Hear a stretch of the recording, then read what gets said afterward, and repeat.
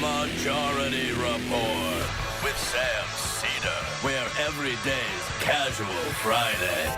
That means Monday is Casual Monday, Tuesday, Casual Tuesday, Wednesday, Casual Hump Day, Thursday, Casual Thurs, that's what we call it, and Friday, Casual Shabbat. The Majority Report with Sam Seder.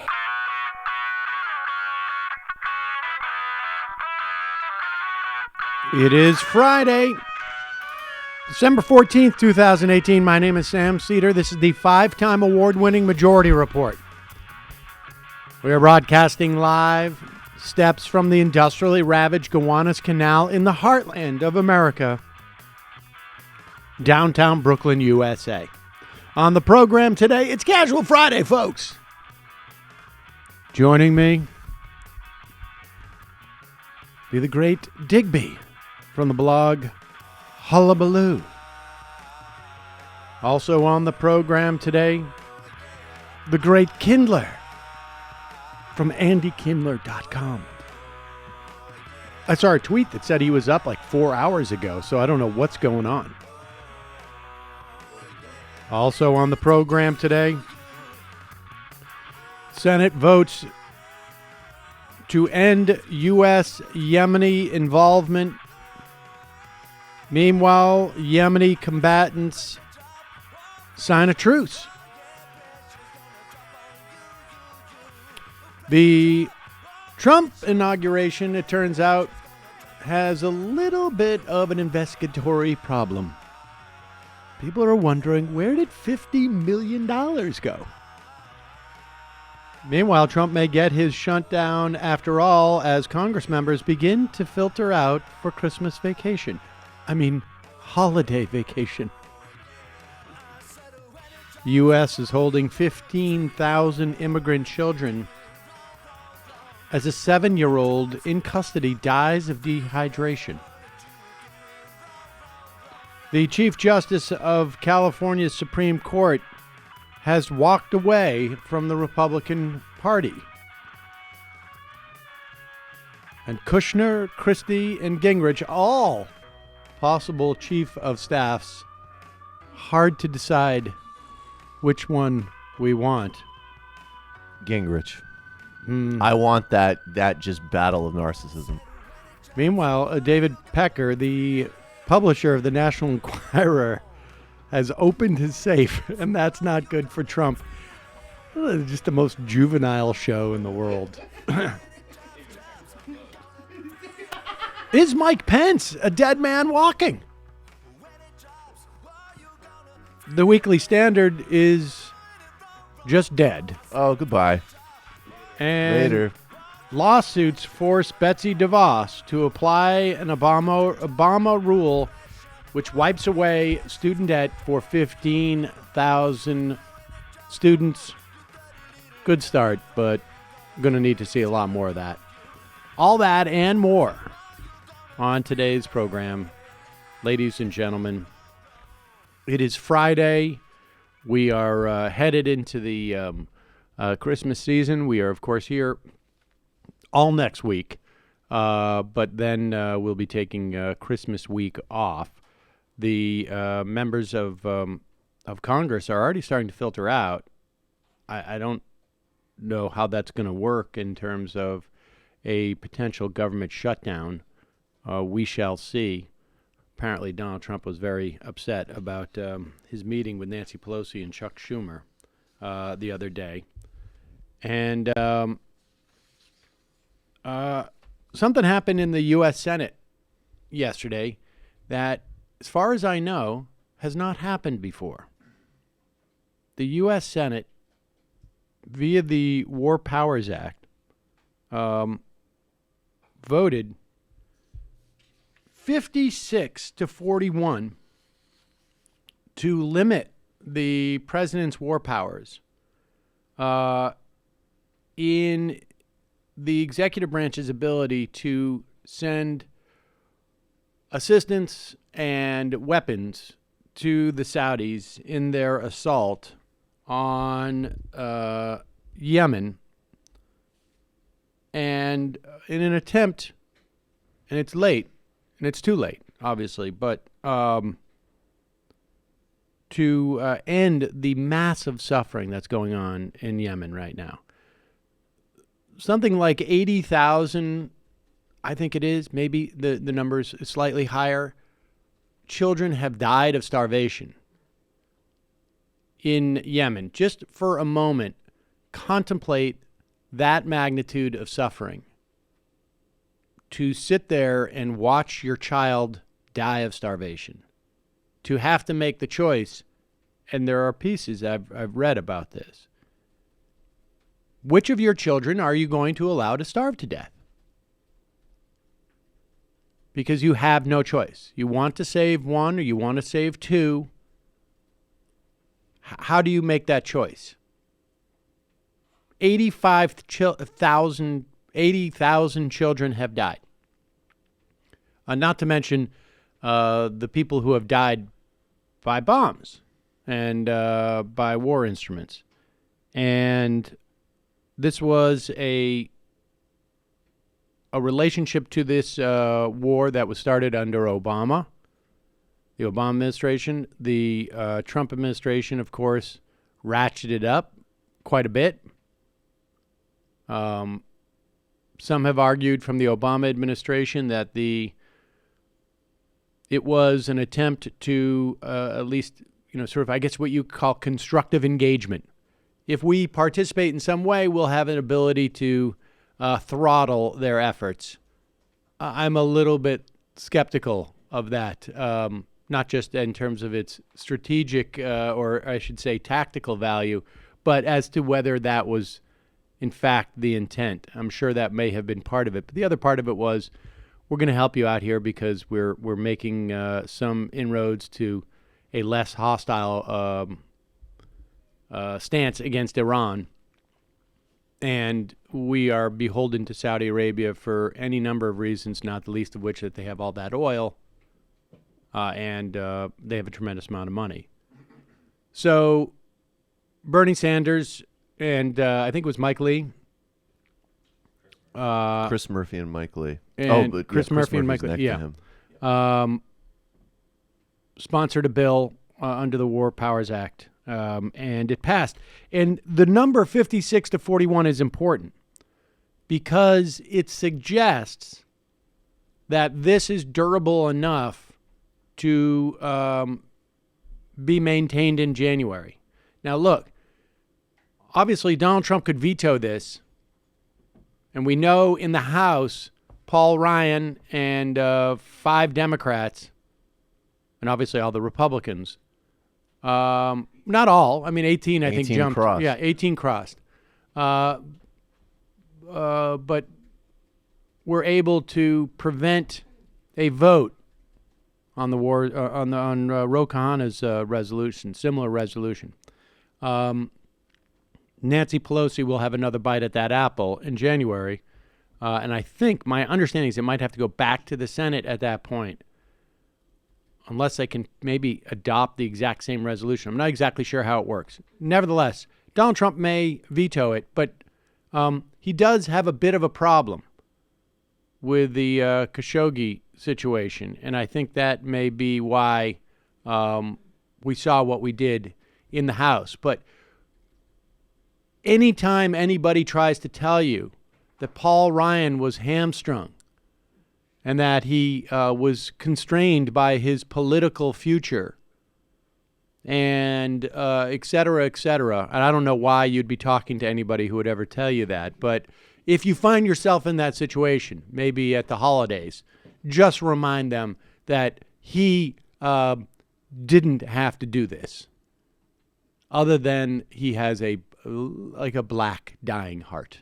May I also just add really briefly, we talked about this yesterday, but here are the 5 Yemen Genocide Caucus Democrats: Jim Costa, Al Lawson, Colin Peterson, Dutch Ruppersberger, and David Scott. And I hope you're prepared to donate heavily to their primary challenge, which is, I would imagine, already in the works, hopefully in those districts. They're in pretty safe Dem seats, too. Most of them are, as far as I know. Yeah. What is their justification for voting to continue this war. Colin Peterson said it was a tangent to talk about it. My and they guess needed is to vote for the Farm Bill.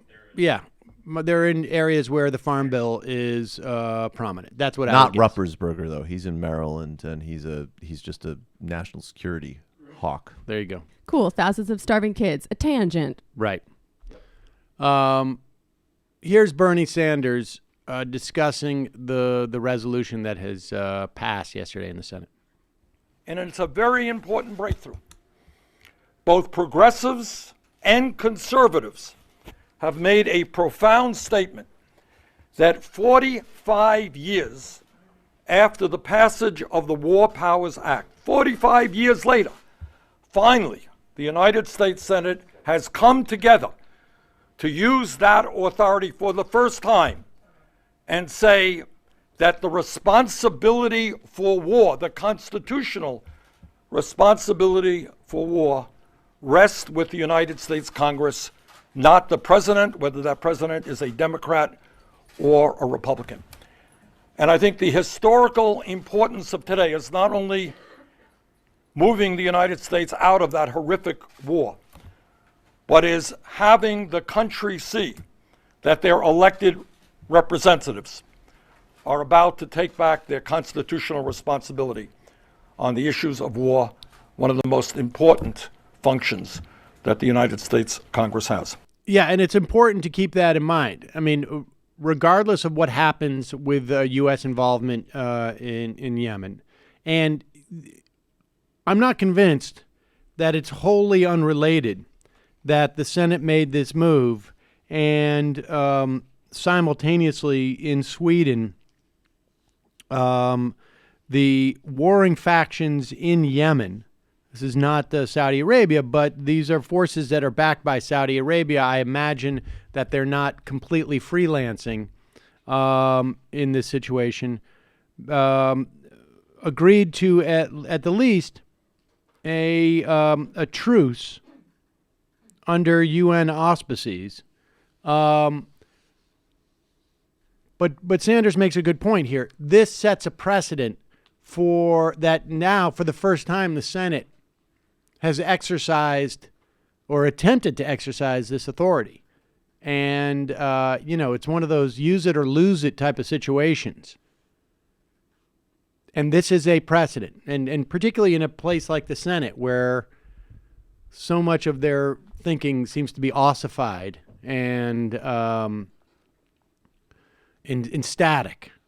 To have taken this turn opens the door, I think, to the Senate taking this action before 45 years pass. And, I mean, if we're lucky enough not to have a involvement in a war before then, that would be great. Unlikely. But this is good for the Senate as an institution. It's good for the country.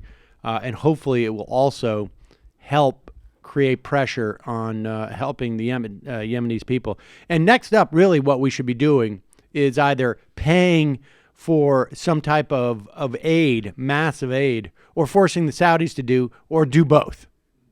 And the Emiratis.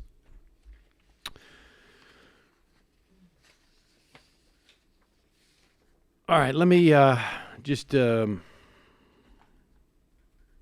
change things up a little bit. Remind you that one of today's sponsors is Skillshare.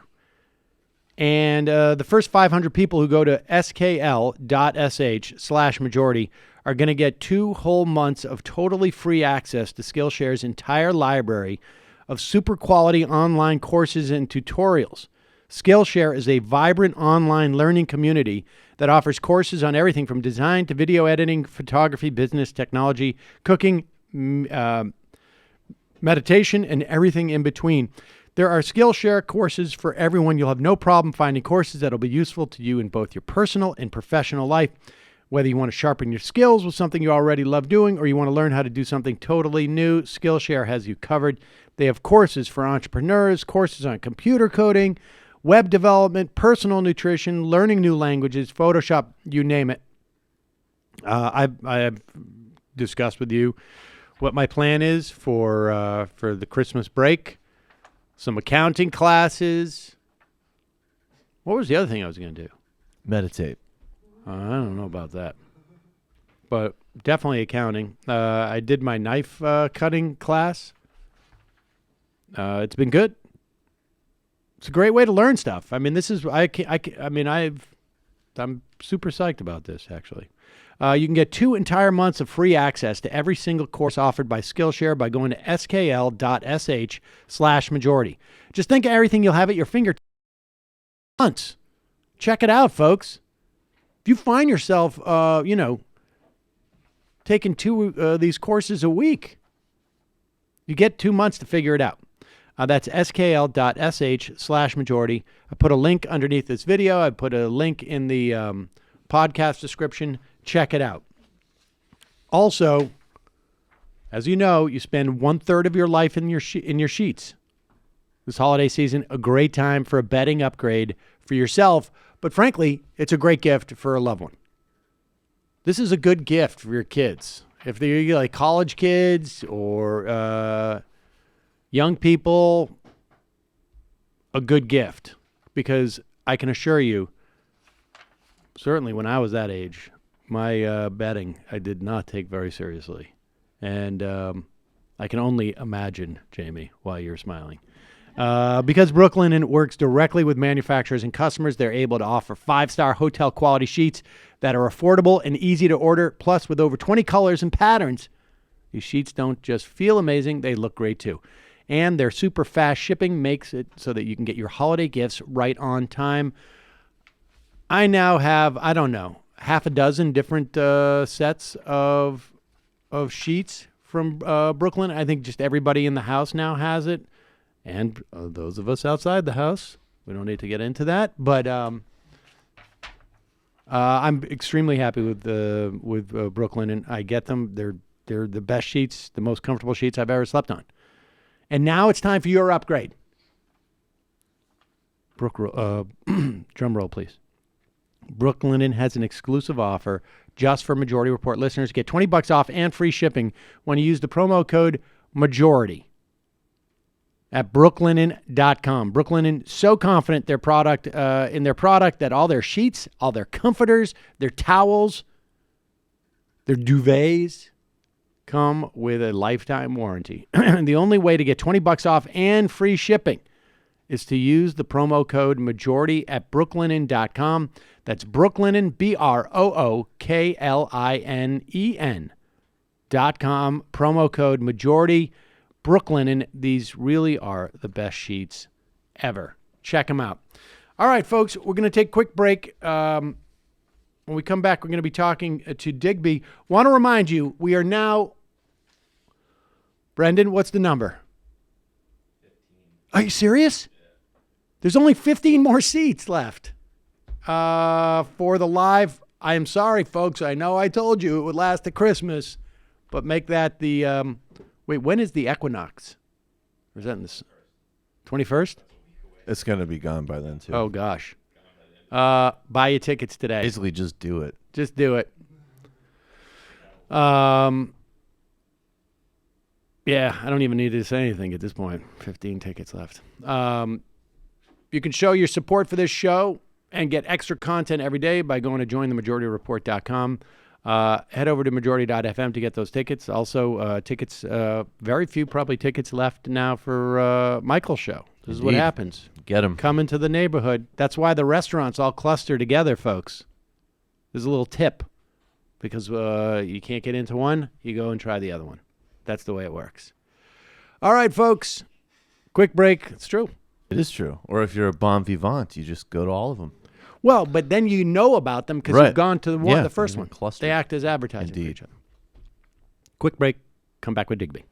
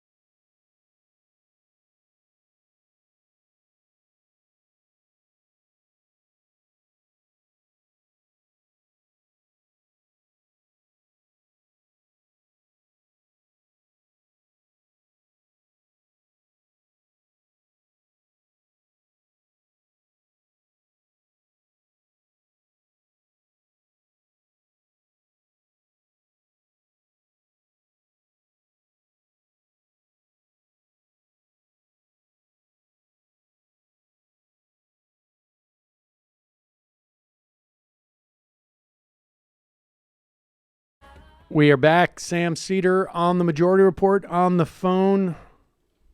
It is always a pleasure to welcome our next guest from one of the earliest blogs I ever read.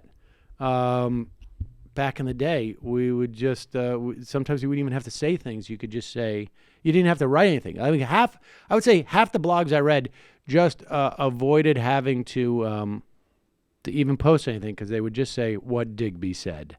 And then somebody wrote this. Are you ready for some Digby? Yeah. There you go. Wow, that's the Digby theme song. Hi, Digby. Hi. I love it. Thank you so much. We didn't do it, but we invited people to do it. Who was the? Do we know? Yeah, Matt? it was Hot Cologne. Yeah, well, there you go. Hot Cologne which totally makes sense. All right, so Heather, let's start with this. We are now. I mean, obviously, the Yemeni stuff is hugely important, and I want to get your sense of that. But before we do, the other sort of ongoing sort of horror story is that now the United States government is now basically warehousing 15,000 kids, some of whom, I mean, I would say probably the majority of whom have come here without their parents. But the reason why we are housing them is because ICE is basically explicitly or implicitly threatening the relatives of these kids and are keeping them away from coming and claiming these kids and bringing them back home and waiting for some type of adjudication as to whether they have legitimate claims to stay in the country. This is just unbelievable. And now we have this story coming out of this is last week. I think it was in New Mexico. A 7-year-old girl from Guatemala died of dehydration and shock. So she was brought in to the Customs and Border Protection facility at 10 p.m. on December 6th. She was part of a group of 163 people who walked up to U.S. border agents to turn themselves in, right? They seeking asylum. This is the only way to seek asylum. You need to be in the country to actually legally request asylum. So people should be very clear about this. 8 hours later, okay? I mean, you imagine that the first thing the Customs and Borders Patrol is going to do is assess the health of the children. And 8 hours later, she began having seizures. And emergency responders arrived. They measured her body temperature at 105, almost 106 degrees. She had reportedly not eaten or consumed water for several days. They took her to a hospital in El Paso by helicopter. Child went into cardiac arrest and died 24 hours, less than 24 hours later. I mean, this is an outrage. I mean, this is just unbelievable. And I want you, Digby, and I want to get your take on this. Here is Kristen Nielsen on Fox and Friends, and just listen to. I mean, this is just stunning to me. This is just stunning, and you know she is there calling Fox and Friends because we need to basically provide flack so that this story doesn't get out of hand. And this is just, I'll play the tape. What do you know about this little girl, the 7-year-old migrant girl that was taken into Border Patrol custody and then died of dehydration and exhaustion? Yeah, it's heart-wrenching is what it is, and my heart goes out to the family, all of DHS. This is just a very sad example of the dangers of this journey. This family chose to cross illegally. What happened here was they were about 90 miles away from where we could process them. They came in such a large crowd that it took our Border Patrol folks a couple times to get them all. We gave immediate care. We'll continue to look into the situation, but again, I cannot stress how dangerous this journey is when migrants choose to come here illegally. Yeah, I understand she had 105 fever, and you guys got her over to a hospital in El Paso. Were unable to save her life. Madam Secretary, tell us a little bit about the status of the caravan right now. Yeah, look at that. Let's go quickly talk about the caravan. All right. I'm just going to quickly dispense with a couple lies that we heard there. The 105-degree temperature happened 8 hours after she was in custody. The 163 people just handed themselves in, so they didn't need to be rounded up. And just the disgusting part of, like, my heart goes out to the family and all of DHS. Yeah, it's really hard on DHS here, I imagine. What do you say about this? Well, I mean, it's absolutely horrific, and this is an old story about the crossing through the dangerous parts of the desert down there at the border, which is what they are consciously doing to these people by, creating all these roadblocks at the normal crossings, making it impossible for people to cross over and ask for asylum in the normal way. So basically, they're forcing that this is not going to be the end of it. It's not the first time it's happened. People absolutely die of dehydration out there in the desert. And by the way, the Border Patrol goes out. There are, good Samaritans who go out and leave water and various, sort of protective gear for these folks, and the Border Patrol will arrest them for doing that. So, I mean, this is like it's intentional cruelty, and in this case, as far as I can tell from the story, and forgetting that, just absolutely reprehensible commentary from Kirsten Nielsen. Well, it's a very dangerous journey, right. And it's very tough, and we're very sorry. Well, it's ridiculous. The Border Patrol certainly has resources to give these people water. Clearly, this little girl was dehydrated from wandering around in the desert, and it's obvious to me that they didn't give them water. I mean, if they had, it's highly unlikely she would have had 105-degree temperature hours after she'd been in Border Patrol custody. So I'm sure that this is maybe even uglier than we think. Look, let's step back here a little bit and look at what's really happening. I mean, a lot of people thought that Donald Trump, when he came in, was going to be, there may be many things. He's very ignorant. He's nothing, but at least he's not a war president.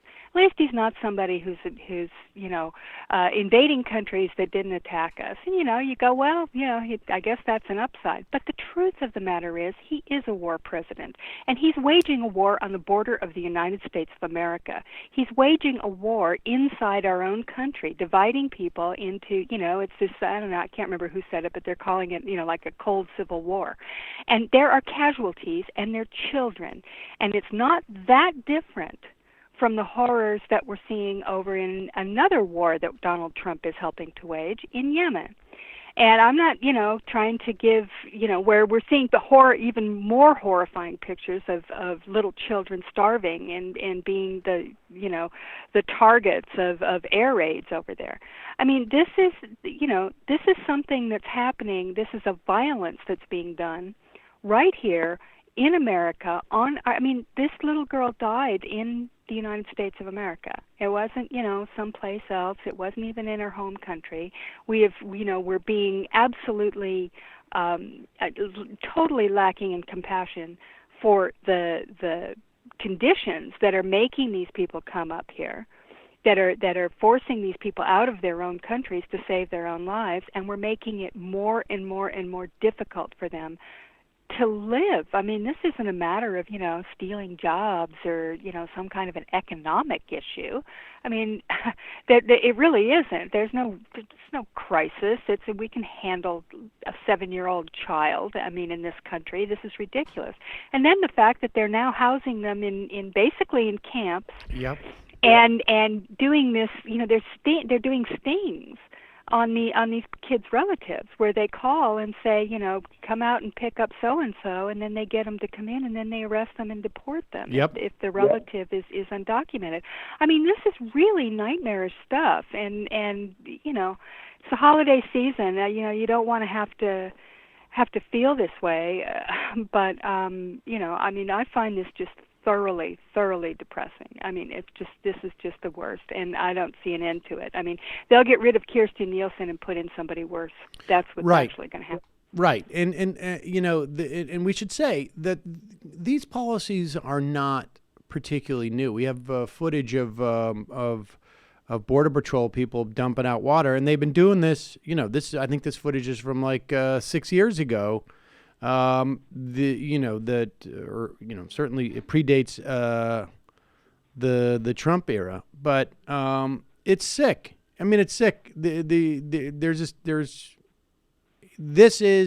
your point about look, you're not trying to sneak into the country with 163 people. When 163 people go up and give up the ghost, they're not trying to sneak into the country. They're trying to turn themselves in. And so it is clearly one of those examples, and this is a stated policy, like you said, of the Trump administration, force them into the desert. And because theoretically it will discourage people from coming. But of course, the reality is that their situations are so bleak from where they're coming from that they will take this chance. None of the attempts, none of the family separation, none of that stuff in any way inhibited the flow of people coming north. And we should say it's not that many. We can certainly absorb these people, but it's just, I don't know, it's sickening. And well, I think the point you make is really important, though. I mean, look, it probably has inhibited plenty of people. I mean, there are probably plenty of people who are going, this isn't really, it's not really worth it for me to come over the border and work for a few months while all this wild political stuff's happening in the U.S. Okay, I mean, maybe there's some Mexican workers who are saying, I'm not gonna go through that right now. These are not those people. Who would do this unless you absolutely had to? Anybody who is walking on foot all the way from Central America to come to the border to try, and they're seeking their family members who are here, people that they know, people from their communities, from their country, and trying to survive. I mean, you would never do this. Who would do it unless you absolutely had to? I wish I could understand why Americans see these people as being such venal, greedy, kind of. I mean, Trump is even, by the way, this week, going on and on about how they're bringing diseases. I mean, they're back to that. I mean, saying that people don't want to talk about all the medical conditions and the diseases they're bringing in. I mean, that is really taking it to a new sick level. I think we all know what the illusion there is, and how in the past that sort of thing has been used, and it's been used many times at the U.S. border too. I mean, there was. I don't know if people know this story. I'll just digress for just a second because it's kind of interesting. Over the years, there have always been these crackdowns at the U.S., at the American border with Mexico. And, back in the 50s, they had Operation Wetback, which Trump on the campaign trail extolled as, kind of a model for what he wanted to do, in which they rounded up everybody who looked like they were a Mexican, many of them American, by the way, and just dumped them out in the desert and left them there. People did die in that, too. That was our good guy Eisenhower who did that one. But this goes way, way back. And in fact, there was a period in the early part of the century where this disease thing was really a big deal. This was back during the eugenics time. And, there was a lot of this weird sort of scientific, quote, scientific racialized, science that people were using. And that's coming back, incidentally. But it is. Yeah. And they used to bring they would have Mexicans who crossed the border every day to work in the fields, or who worked in houses in the South, particularly in Texas, which is where this really happened a lot. And they insisted that they be deloused, right? They would round them up and basically force them to, take showers, and then they'd spray them with this powder. And there was a big riot that happened. One of the housemaids, they staged what was a housemaid's riot, and they rioted and actually ended up ending the policy because of it. It's a really wild story. You can look it up. But they used this powder on them. And you know what that powder was? It was a powder known as Zyklon B. And in fact, it was America who used that compound first. And it was the Nazis who got the idea for it and used it for much more nefarious and, more concentrated purposes in the concentration camps, in the death camps in Germany and Eastern Europe. And, that's what they used to do. So there's a long history of doing this, but, that doesn't make it right. And in fact, it makes it even more wrong. I mean, we used to exterminate Indians in this country too. We had slavery. A lot of things need to end. And this border, this, ongoing kind of churning at our Mexican border has got to stop too, because this kind of violence and unnecessary cruelty and absolute, lack of compassion when we don't have to do it. It's as if we kind of are wishing that we had the same kind of immigrant issue that they have in Europe, where they really do have an influx of people from the Middle East that, it's causing a lot of, social problems, rightly or wrongly, they do exist. That's not true here. We you go down to the Southwest or here in California where I live, we don't, there's no problem. I mean, we have it's not a problem. I mean, people come over from Mexico, they go back. They come from Central America, they go back. We absorb a lot of them. A lot of them just go and spend some time here, and then they want to go back to their families in their home country. It's not a big deal. We've been doing it for years, and there's no need for all this, angst over it. It's a made-up problem. And it's to keep the right wing. I honestly think that a lot of it is just the right needed another racial group Absolutely. to demonize. Without a doubt. They're picking on the Hispanics now because it became unfashionable to be, blatantly racist against African Americans. I think that's absolutely right. And we've seen like the uptick in Islamophobia in this country. I mean, people don't realize this, but it went up during anti-Muslim rhetoric and attacks went up since the Bush administration. And when you would have imagined it would have been at its peak, right? And I absolutely think that's what it is. This is there has been a strong anti-immigrant sentiment on the right. George Bush tried to shake it, and I think Trump realized like this is a good group to hate on because we lost the gays. We don't have the gays to rely on anymore. That's what George Bush used in 2004, and we'll talk about that in a moment. But we'll circle back around to that because there's you had a piece that was interesting about white evangelicals, and that's what brought out the folks for George Bush was we're going to hate on the gays, right? We're going to have anti-marriage equality amendments and whatnot. One thing I will say is that broadly the support of immigrants in this country seems to have gone up. Yep. The depth of the anti-immigrant fervor has deepened, I think, right? It's like, I think for people who are anti-immigrant, that issue has risen up on their priorities in which they vote and they function in their life. But broadly speaking, support for immigrants has gone up in the country. And, and I want to use that to pivot a little bit to what's going on with the Trump investigations, because it's starting to broaden out so much now, the investigations. I think we're going to see sort of round two where we see like a nexus with what's going on with Saudi Arabia and perhaps Israel and the UAE. And we're seeing it in terms of money laundering and this and that. And it remains to be seen. I'm highly skeptical that we're going to see sort of like some new broader ethos, right, in our government and in terms of accountability for very wealthy people. But who knows? But, Trump is, by making the implicit explicit, is forcing people to sort of make some hard choices and to look at this stuff where it was easier in the past. It just didn't get the same attention, frankly. I don't know that people didn't pay attention to it as much as it just didn't get the same sort of media focus. It'll be interesting to see if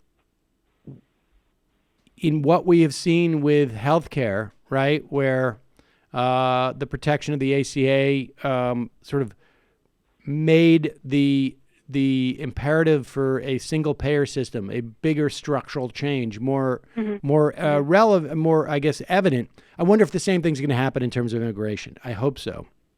I hope so too. I feel like immigration.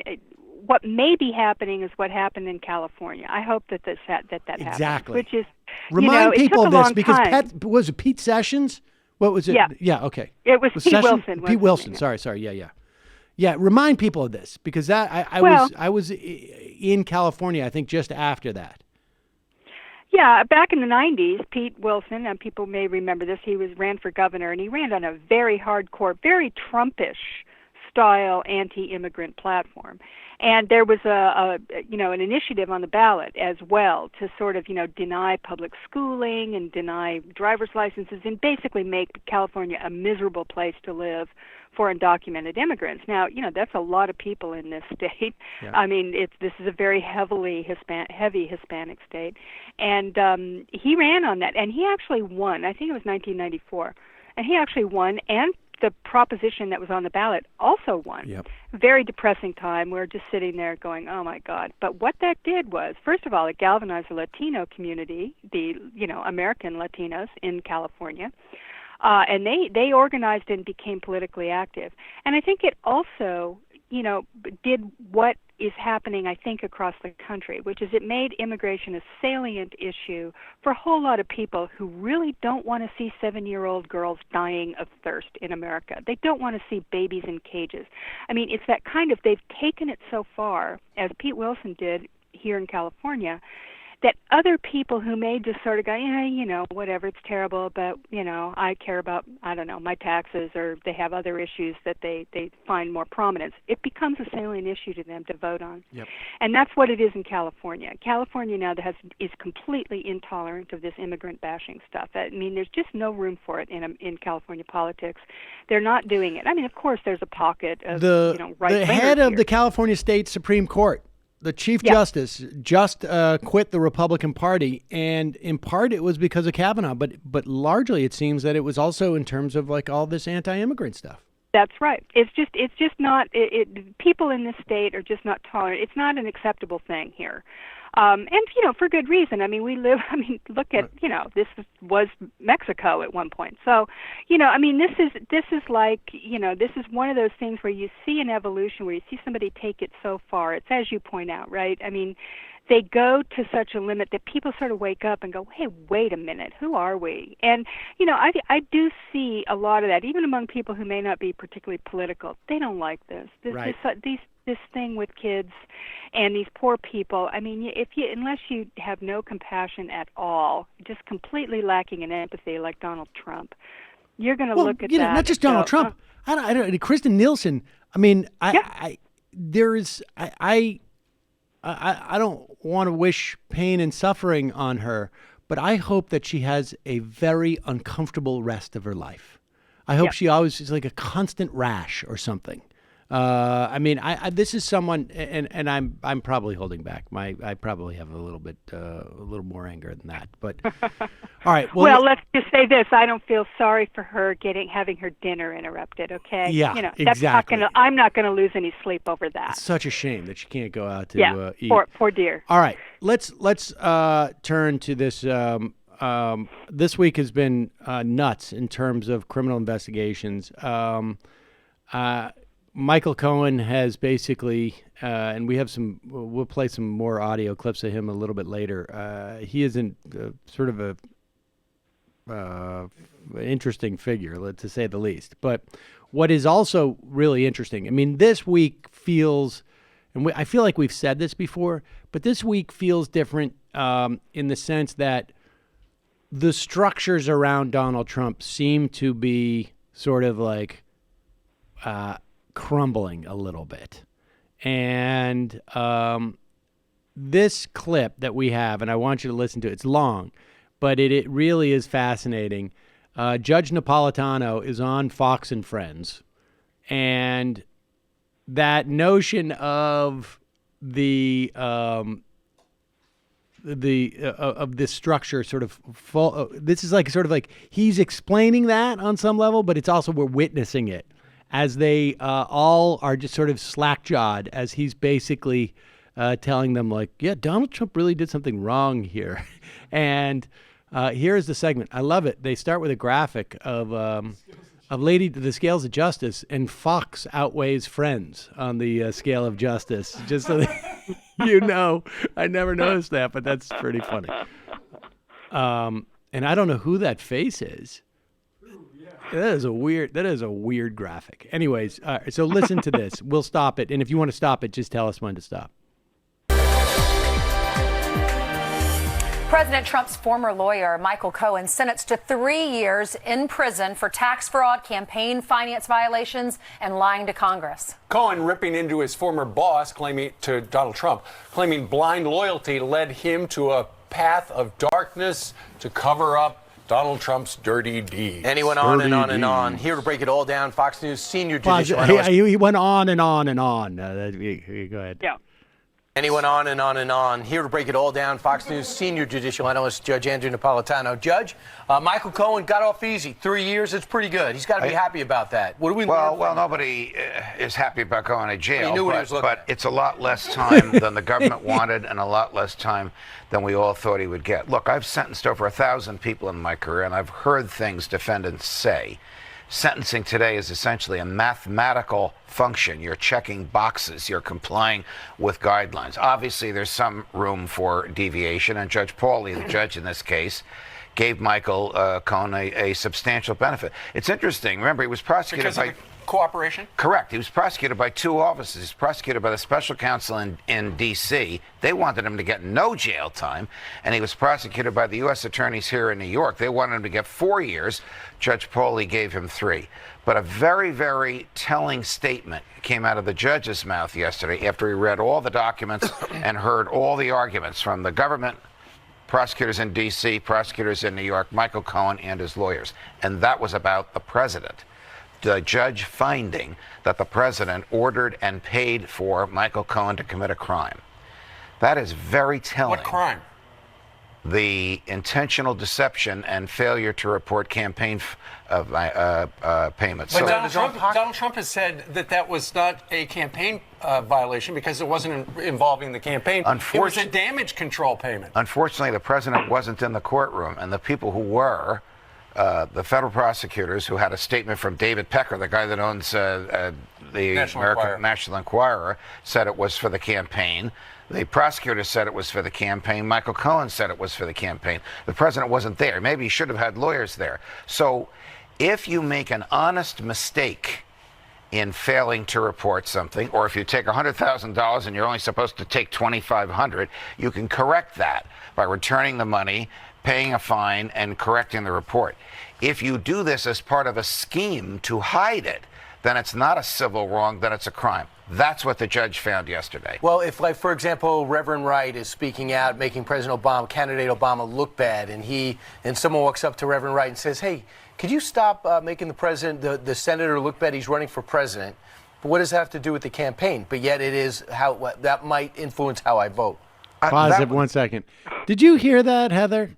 Jeez, what? How desperate do you have to get at this point to bring up Reverend Wright?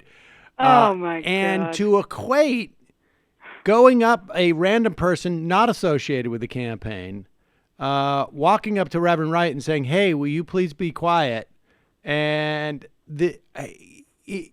it's stunning to me. The next thing they're going to ask is they're going to demand that Barack Obama be properly vetted and that Bill Ayers. No doubt about it. What about Bill Lock Ayers? him up. But here is the judge. I mean, this is pretty funny. This is sort of like it sort of feels like I don't know, if you were to actually gather your children around and say, look, guys, there's no Santa Claus. But wait a second, what about who brought us the yeah, no, that was your uncle. He bought that. But wait, what about that time we heard the bells on the? Yeah, no, that was just that was our neighbor, and they were just playing around.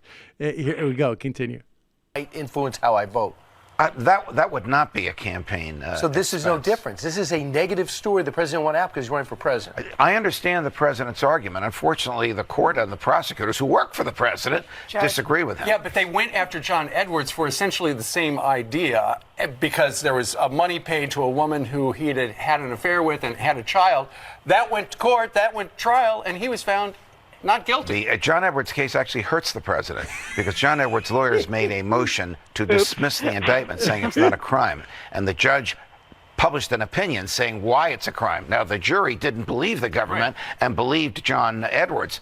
But the fact of the matter is, any scheme to defraud the government by failing to report what must be reported is a crime, unless it's an honest mistake, in which case it's not a scheme. Does he have to serve all 3 years? No, he'll have to serve 85%. But if the Criminal Justice Reform Act that the president wants, that Democrats want, that Republicans want, from Cory Booker to Rand Paul, passes, 1/3 of his time will be removed, and he'll be out in about a year and 9 months. All right, Judge, thank you very much. Pleasure, Available to practice law again? No, I doubt he'll ever practice law again. Brian, some people say he never really practiced law. I've heard that. And he owes a lot.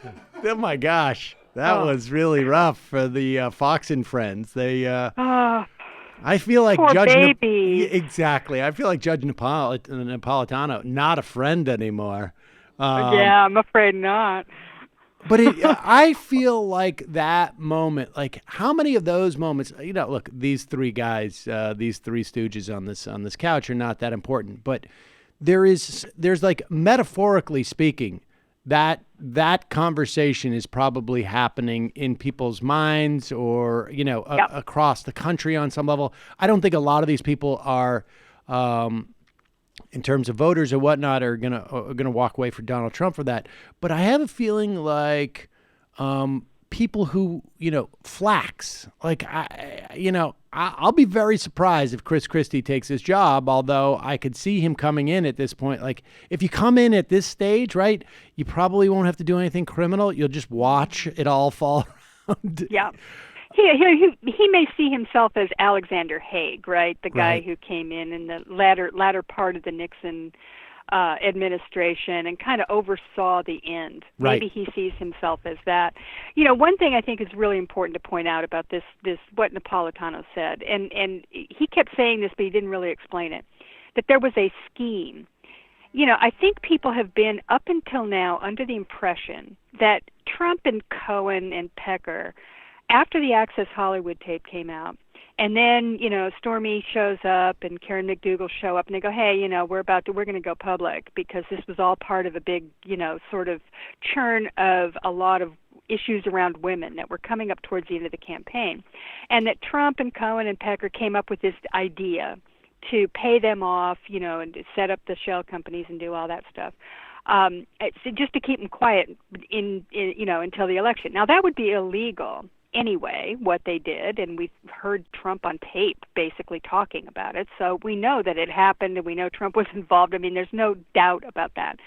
But what has happened in the last week is that we found out that this scheme was hatched back in 2015.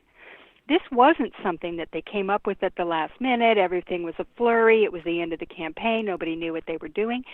They were doing this stuff since 2015. We don't even know how many other situations like this came up. Donald Trump called, and this was reported in the Wall Street Journal a while back, and now has been confirmed, that what Pecker told the prosecutors, and Cohen confirmed, and I think there's documentary evidence, plus, tapes and what have you, to back this up. Trump called Pecker in there in 2015. He's standing there with Michael Cohen up in Trump Tower and said, literally, this is the quote, "What can you do for my campaign?" I mean, it doesn't get any more explicitly campaign related than that. And they came up with this idea that what Pecker would do was try and head off at the pass any kind of these negative information, particularly about women.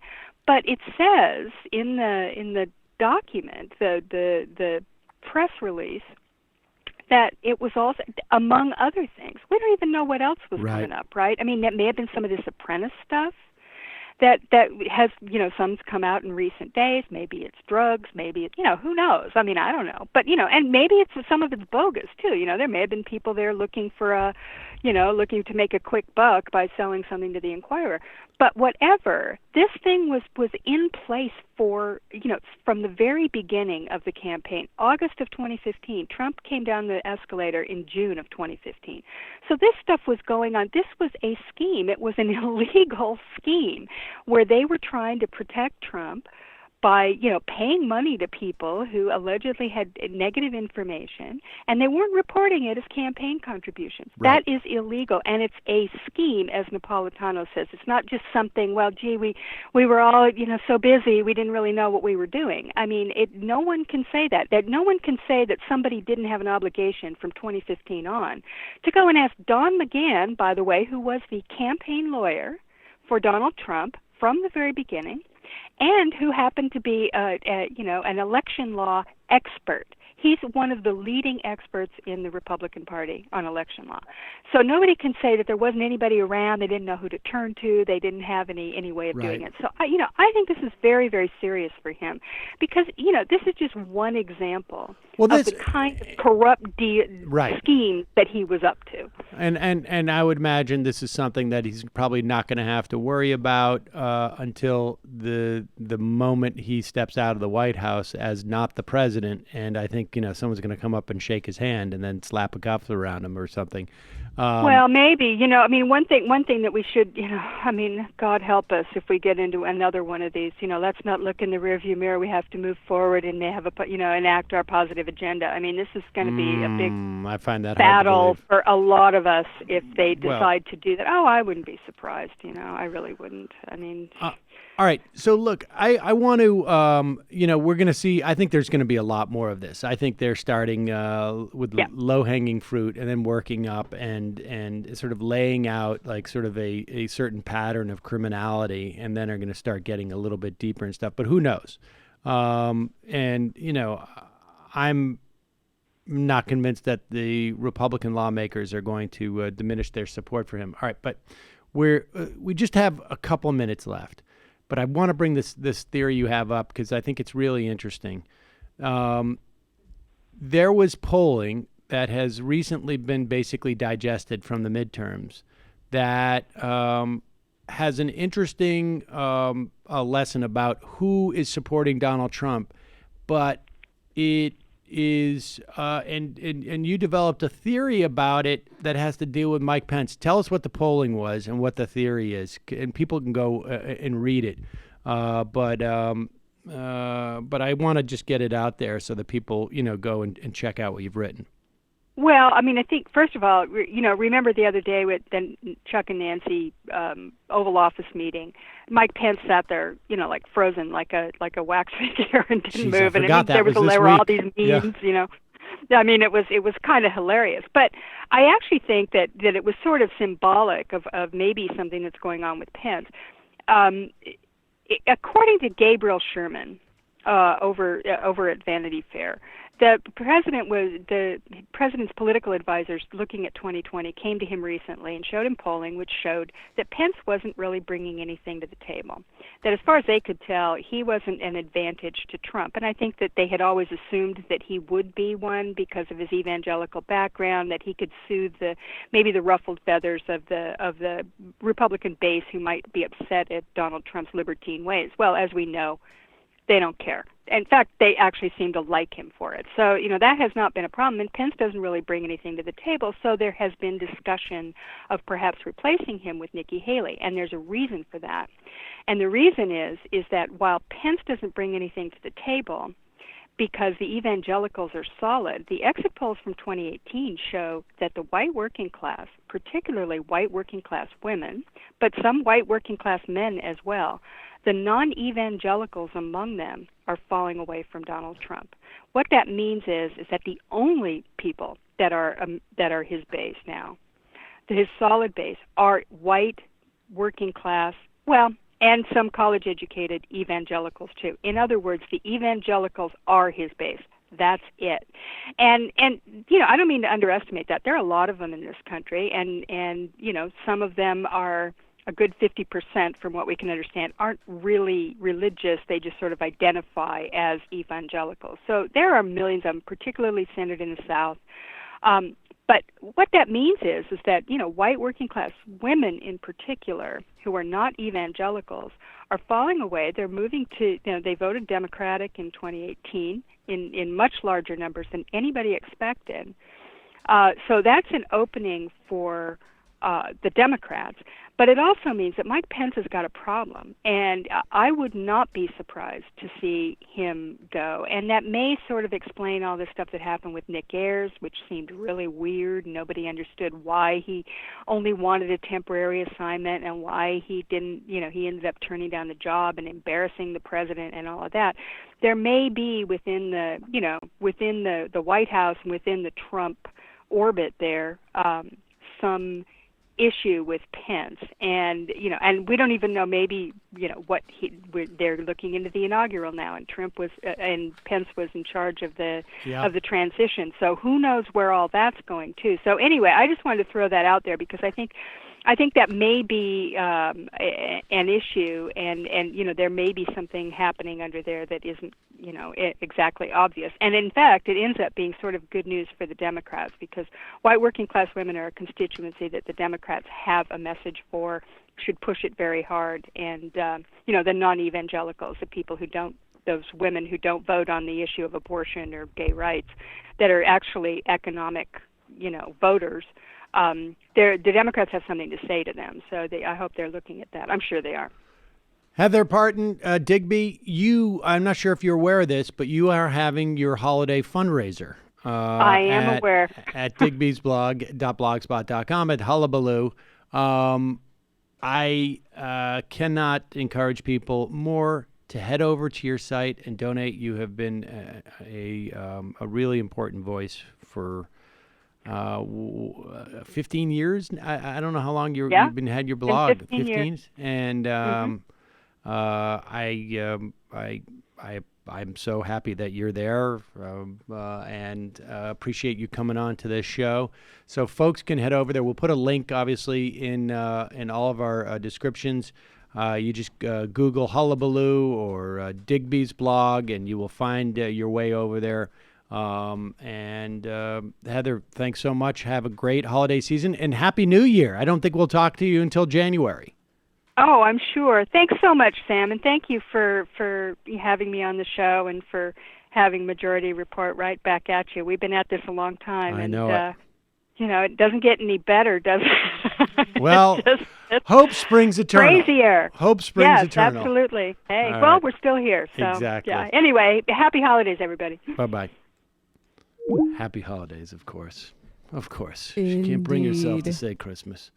All right, folks. Going to take a quick break. When we come back, Andy Kindler.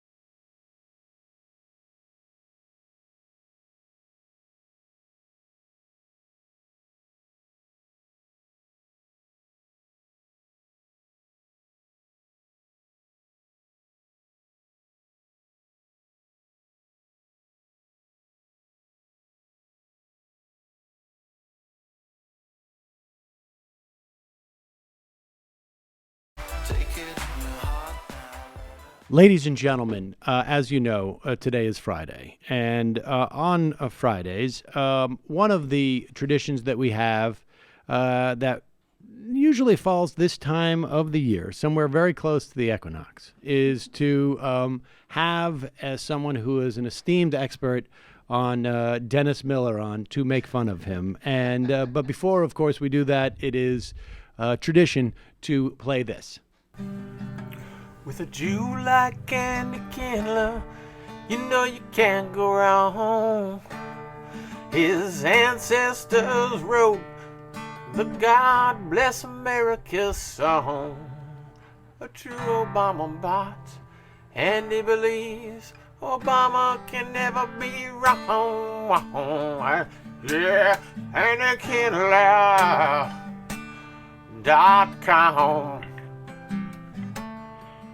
You made me laugh so hard, I had to write you your own theme song, Andy Kindler. Andy Kindler. Andy, let me just say this in the hopes of starting a trend, reigniting a trend. What's up? What's up? What do you think? I think we're totally ready to bring it back. Oh man, that's not. We're ready to bring it back. Not. Oh, not. Swing. Not's awesome. Swing. Excuse me. Wait, we gotta bring up another. Not gonna do it. Not gonna do it. Not gonna do it. Nah. Not gonna pardon that kid that I set up in the crack deal. And we're Not doing pardon him. we're doing Dana Carvey though. We're doing catchphrases. Yeah, who we love. I know you. I was. You took it too We only far. want to do impressions. I'm sorry. We got to do more not despise, catchphrases. Old but like to catchphrases. It's not really old. I think. Where's the beef? Where's the beef? Remember when Dukakis nailed the other person? I don't remember which one who did what to who. It was Gary Hart said that to Mondale. Or Mondale said that to Gary Hart. Where's the beef? Yep, based upon that Wendy's ad. That's right. Would the I can't. Yeah. At one I can't point, believe I ate the whole thing. At one point, I can't believe I ate the whole thing. 20. Oh yeah, like yeah.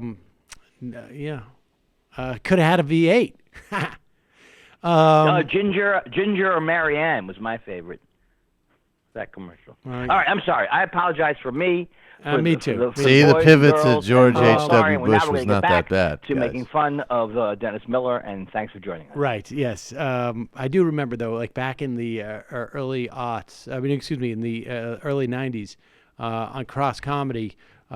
Cross, we were trying to get we couldn't, nothing would trend at that point because, and it was much harder to do, but they were trying to get push a catchphrase, the dishes are done. That was the same time period where I was going with same old. Yeah, well, that was good. I mean, Keep on Truckin' had some durability. Anyways, shows to go ya. Did not ever say that one. All the young people are looking very confused right now. Well, let me tell you guys, we didn't have memes when we were your age. We didn't have them. We had to do them audio-wise. It could memes. only be audio, and it was an oral tradition of memes. Half my act was jokes about vinyl records. Back in the that day. must have been rough. When that. What's up with these Edison spools? Andy, let's start with this before we get on to the real festivities. What are you doing awake at 4 in the morning, 5 in the morning? What was I doing? Oh, last night? Yeah, I'm looking at my Twitter feed, and you were tweeting out at like 5 a.m. Did Ricky Gervais do something? I'm probably looking for a backhanded way to slam Gervais, because I don't want to engage him anymore. So probably or I was Googling Dave Rubin, because I love to hate that Dave Rubin. And but wait a second, honestly, do you stay up? Do you stay up super late just so that you can give grief to Ricky Gervais because he's on like London time? Is that what's going on there? Like you stay up, like to the wee hours of the morning, so that you get him right around lunch in London? Good morning, No, but Ricky. I blocked him. I blocked him a long time ago. Not that I don't still go and see what he's saying, but so I stopped engaging with him about a year and a half ago, and now I just look and see if he's improved his stupidity. Oh my God, You heard me. Did he just? When did he do this? Oh my God, What's that? He did this like within a day or two ago. He posted a picture of himself laughing, and he says, "This is me laughing at that thing you think no one should ever laugh about." This is me destroying my legacy as the creator of The Office every single day. Heading into the IDW, right? Like I'm laughing at something I think he's a illicit. patron saint of the IDW. Can you hear me, Andy? If you scroll one day on it, even like 6 or 7 tweets, there's all these tweets from other accounts that praise him. Like he's retweeting them. Oh, what's this? I love Ricky Gervais more than life itself. What are they saying today? And then constantly, thank you, the biggest selling this. I got paid that. Literally every day, if someone makes fun of him and goes, that's okay. I have a mansion. I'm rich. I'm wealthy. Netflix, $40 million. So it's hard to stay away. Yeah, I understand. That must be very compelling. But Andy, what is there anything new that we should discuss before we get into the main event?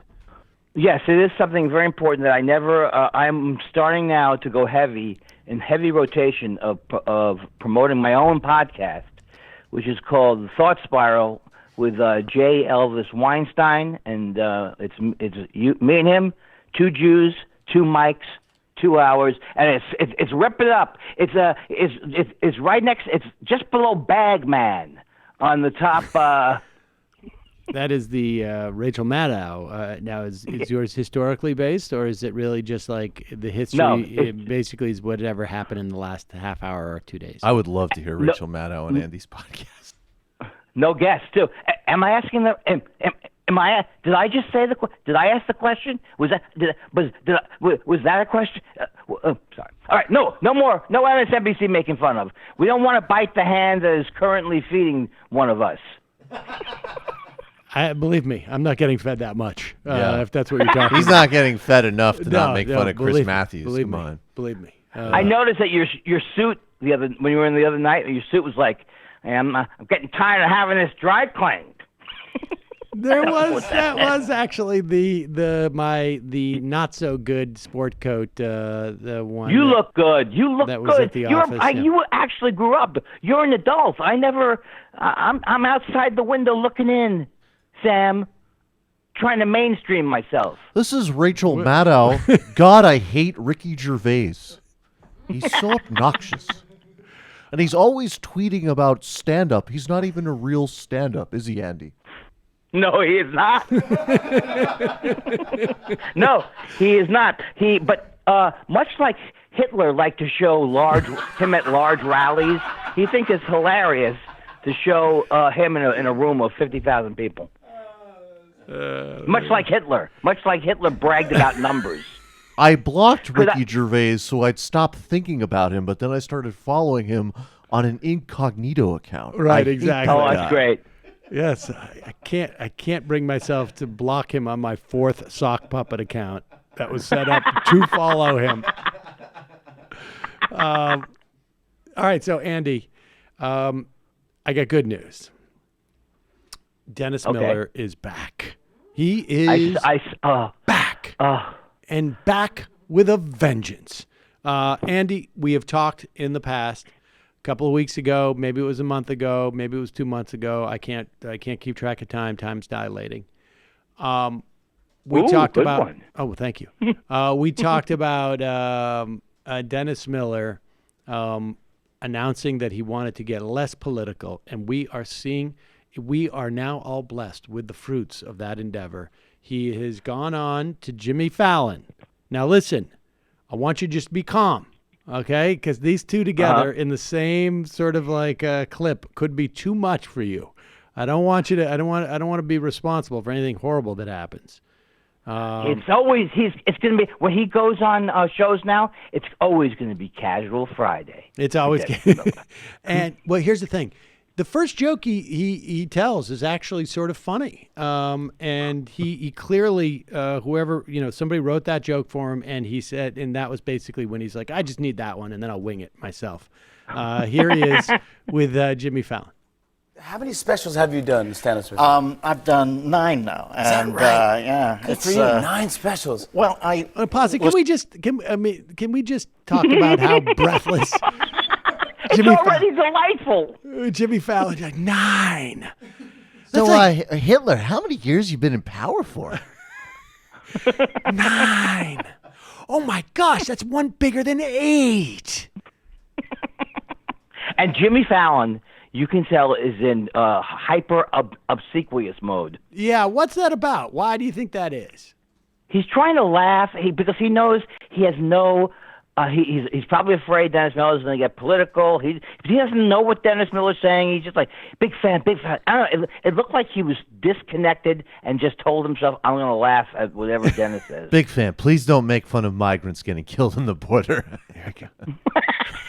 That will make the Roots 9 band now. upset. And, yeah, Good for you, 9 specials. Well, listen, you've got the nightly gigs, so you've got to work hard, but I've been branching out trying to do other things. I'm working on writing some different kind of things. Like, for instance, tonight on the Hallmark Channel, I have a Christmas thing that I've written. I didn't know that. Yeah, it's about a very touching Hallmark Channel Christmas special about a blind teenager who self-pleasures while looking directly in an eclipse, and he miraculously regains his sight. It's called What's it called? It's called A Little Something Something for Joey. That's amazing. Working on a reality show about hoarders. I think he's definitely bouncing back, guys. That was the peak. Let me tell you something. That's not a bad joke. I thought it wasn't coming that back. bad. No, But who's Joey? Who's Joey? I don't even get the joke. Who's Well, Joey? explain That that. was, it's something, about something. jerking off into an eclipse. Do you really need any more content than that? What's the joke? I think there's some Christmas special with Joey, right? Or no?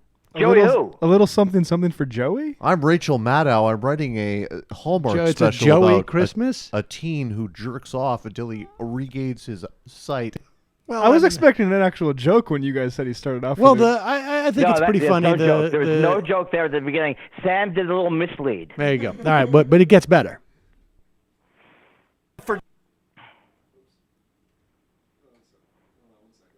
Hold on. Joey. That's amazing. Working on a reality show about hoarders with really impeccable taste. Quite frankly, they shouldn't throw anything around. No, you keep it all when you're out. It's a great project. Yeah, sure. These are great. Just a couple things. Yeah.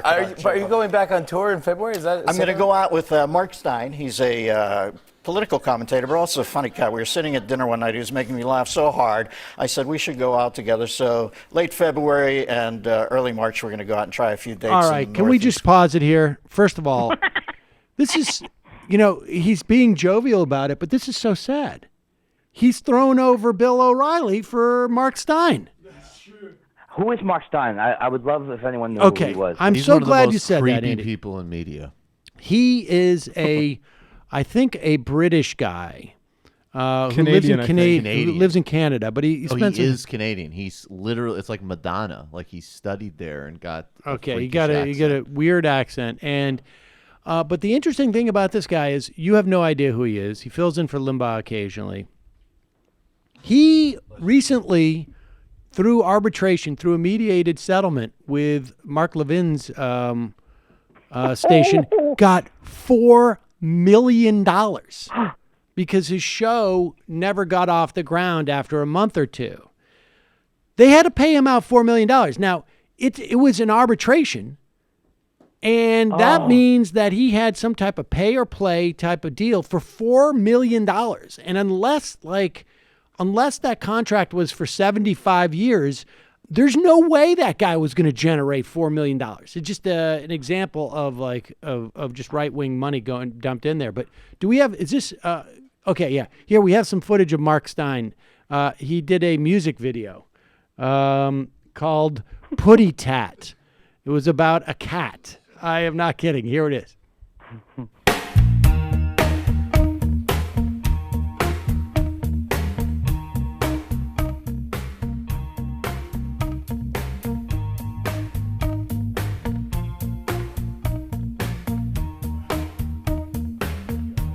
visuals are horrifying. I thought I saw a pussycat a creeping up on me.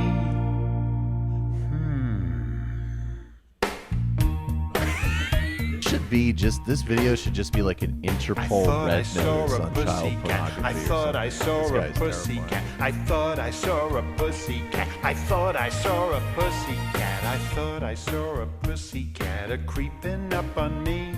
I did. I saw a pussycat as plain as he could be. He's watching you. That pussycat is very bad. He sneaks up from behind. Okay, if you're right wing, you oh can do my anything. God! I didn't know it was going to be good. I love. Oh, you show me something where he's not hilarious and singing well. You know, I'll tell you something. I know we played that like a couple of years ago, right? Or didn't we?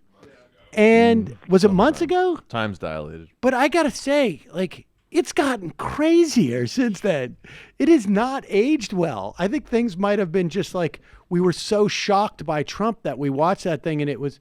All right, here he is. It was always terrifying. Well, here he is. He's got another one, and it also has to do with another cat. He's got some type of cat obsession. This is Mark Stein. She only talks that way to the cat is his song. Oh, I love where his mind's going.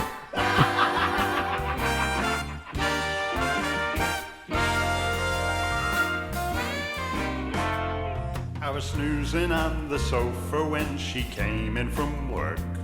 She started baby talking, and she sure didn't shirk.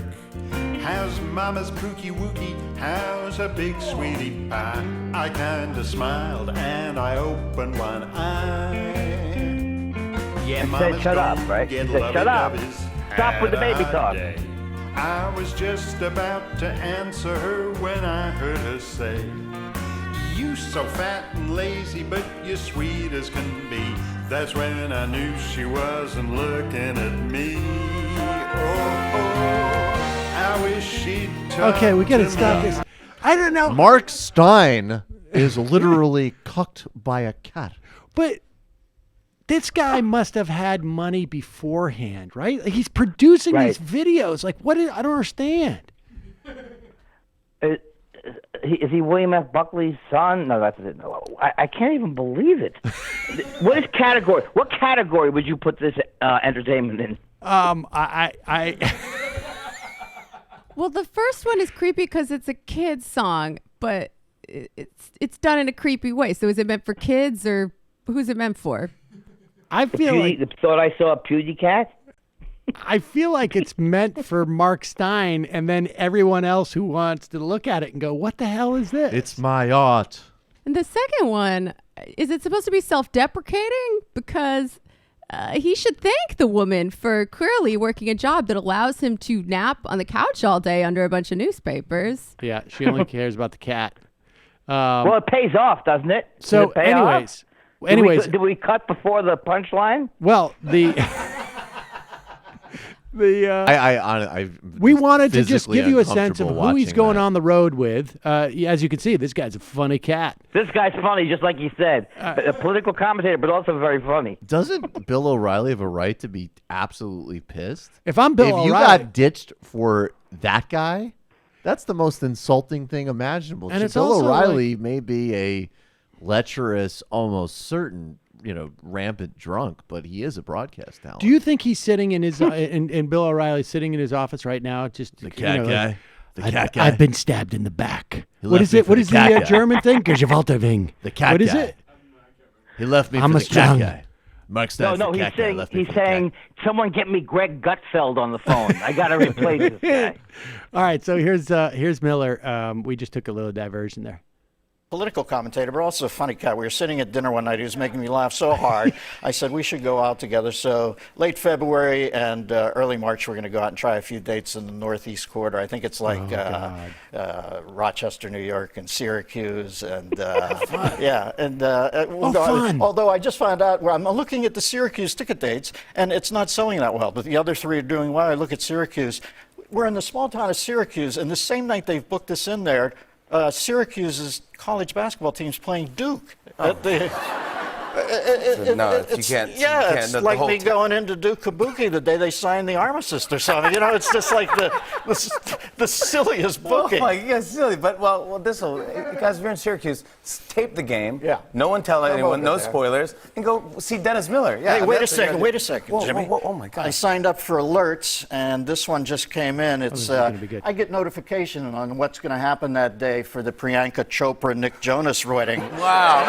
And then tomorrow, Jim, we're playing Quidditch against Hogwarts, and it says here that it's not Muggle Quidditch; it's actual airborne because Nick got a trade out with NetJets. So Oh my God, that is a great update that you're getting. Yeah. Oh my God, and that you get that. Oh my and God. You write a little something for Joey. I mean, how do you even get to do that? To me, it's a cornucopia.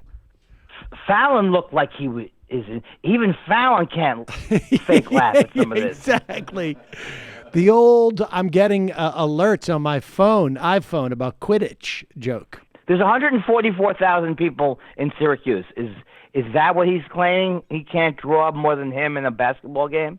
I wonder how big of a room. Well, he's actually he booked out a 25,000 person stadium.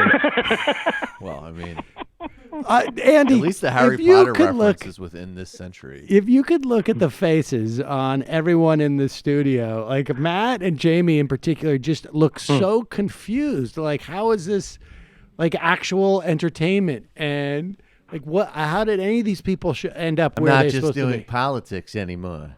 I'm I doing teamed really up with bad a cool comedy. cat who does really bizarre cat videos, and for some reason, people prefer to see the Duke game. Bop, bop, It's a bop. cautionary tale for all of us, isn't it? Oh, this yeah. could happen to any of us. Now we also have, don't we have another clip of Dennis Miller on a different show? Are we done with that one? That one. Wait, I had some. Did you do where he goes? The Rocket Raccoon is classic. Oh, is that Because, coming up next? No, it's really not. Oh, this is on Jimmy Kimmel. Who's Priyanka Chopra? Who is that guy? Who? What are you talking about? It's He somebody. goes, Priyanka Chopra, Nick Jonas. Yeah, must be somebody marrying one of the Jonas brothers. Oh my Just God! give me some of the give me some names of new people. He has a popular culture alert on Google. Yeah, give me some names of new people. Oh, he Well, continues on. if you don't show any more from this, they do show a chunk from Dennis Miller where he does. You know, coming up next year, they're going to have the Apple cufflinks. Oh wait, And then they're going to have the Apple catheter. all right, we have more Fallon. We have more from Fallon. I didn't realize it went on for longer than that. Okay, here we go. It's still going on. Oh yeah. I'm happy to have you here in the building in New York. Don't you love the city during the holidays, New York? Beautiful, beautiful. I'm glad it's not snowing. De Blasio, not good with snow, obviously. I mean, I think it's like the Donner Party when it snows. You know, camp out at the bottom of the mountain and eat your kin. I went over. Did he literally just say "huh" at the beginning of that premise? I don't get the joke. Bill de Blasio on the first snow, I think, of the of his mayoralty,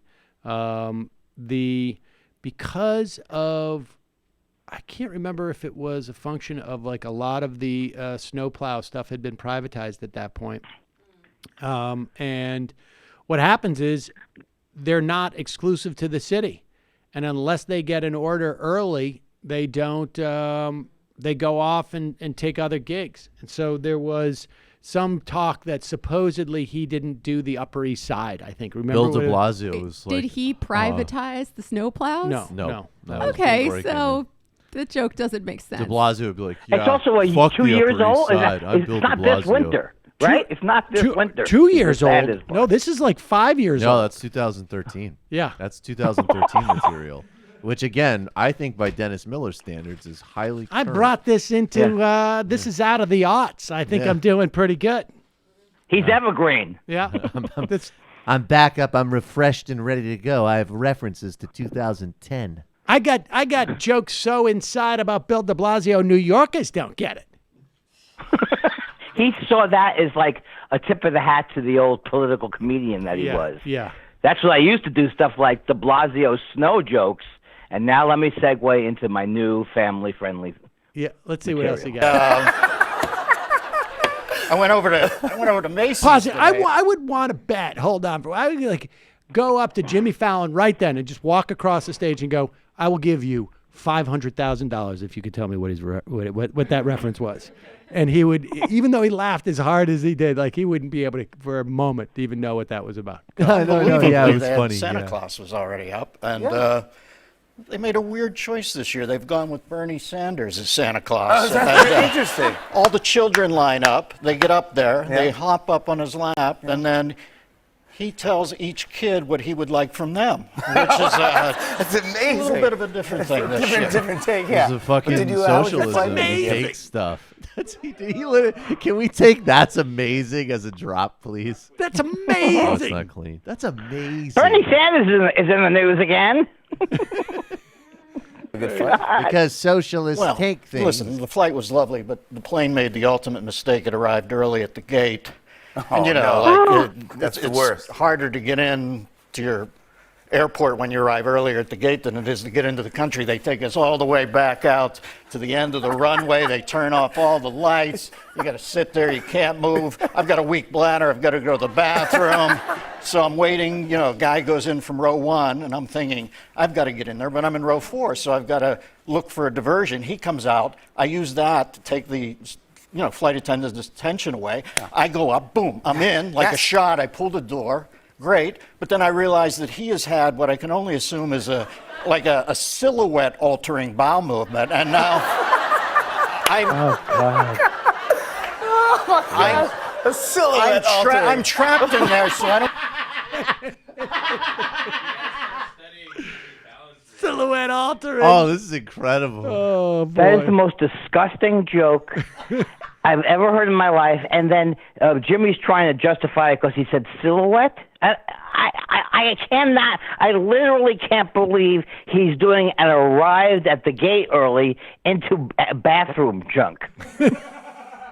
I mean, bathroom humor is funnier than anything he's joked about so far, to be fair. It's true. True. The A guy's silhouette shadow. It was a silhouette He moving. took a huge Bow, poop boom, and his boom, shadow changed. With it for half an hour. And we start moving back to the terminal. I come out because you got to return to your seat, and I got to make that face like, for all the people in the WAF zone, don't look at me. I didn't do it. It was just WAF zone. Good God. The WAF zone. I like having you in the building. I feel like this is like. Well, have you been back I haven't been back in a long time, Jim. We used to work with Saturday Night Live on 8, right? Yeah, and absolutely. Letterman was here. Yeah, right? Letterman was here. Hard when to I did remember. Saturday Night Live, Conan was here. Yeah. Yeah. And when I first saw you on Saturday Night Live, I thought, well, this is the guy who should do it. I mean, you were absolutely great at it. And I even remember at some point I was honored. I think you did an impression of me at some point. Yeah, I didn't you? did. Absolutely. Do we have a photo of that? Or they have, but I wasn't that good. Organic. But I tried to do Totally an impression of you. that's pretty. It's not that bad. Yeah, but I was a fan, so it was more. Yeah, I was honoring you. I was did a one fan. A couple years ago, Jimmy had to tell him I was a fan. I was on SNL in the 90s. The last several years, I've been on YouTube channels complaining about Nancy Pelosi being a bitch. Yeah. So thank you. How about Bill de Blasio? How about Bill de Blasio in that snowstorm? Right? 2013, am I right? Remember when I'm we sure used to that's have still on the snow? top of everyone's minds. I haven't seen a misstep like that since Mario Procaccino made an offhand comment to John Lindsay back when Abe Beam came down from the I just love, he could have, he wouldn't because he's so far right, but he could have taken some type of, he could have taken an Amazon shot at de Blasio. It's current. Everybody would have liked it. No. But he wouldn't do that. Never in a million He years. loves him. Yeah. He could have taken a current shot at him. Unbelievable. This is the greatest thing I ever saw. I saw it last night in chunks. Oh, Here we go. so great. Yeah, I don't know. I've never seen Dennis Miller You do an might impression. cadge it out of me if you try. What do you guys think? You guys see the I do. impression? What a nice crowd. Cadge it out I of do him. Rocket Cadge it. Raccoon from Guardians of the Galaxy. Wow. Yeah. All right, let's hear it. Ready? Where's Yeah. my camera there? Yeah. Yeah, just. The old I can fly in doesn't do from the best. California to New York to do a raccoon impression. Oh, it's so you. I love it. Thank you, 'Cause, Jimmy. well, So you. I didn't understand what just happened. Okay. Are we supposed to know who Rocket Raccoon is? Well, I thought you would know. I thought that was a current reference, maybe. No, I know who it is. It was a movie. It's actually we're in I think the third iteration of that movie, and kids know it. And he was going to do an impression and then said, "Nah, I'm joking." Yeah, because he was saying of course that is the ultimate. And they say I'm a comedian. This guy's really tearing it apart. Tearing it apart. Watch the cut here by the crew. Yeah, just not going to fly in from California to New York to do a raccoon impression. Oh, it's so you. I love it. It was so the way you were going to do an impression, and then you blew it off for no reason, and it wasn't funny. So they cut they cut this out. Now, as you know, Andy, this show is not live. They air it. They shoot it around 5 or 6, and then they air it later that night. They cut after Fallon says it's so you, and then they cut to Dennis Miller just going like, "What? Really?" Like California to New York to do a raccoon impression.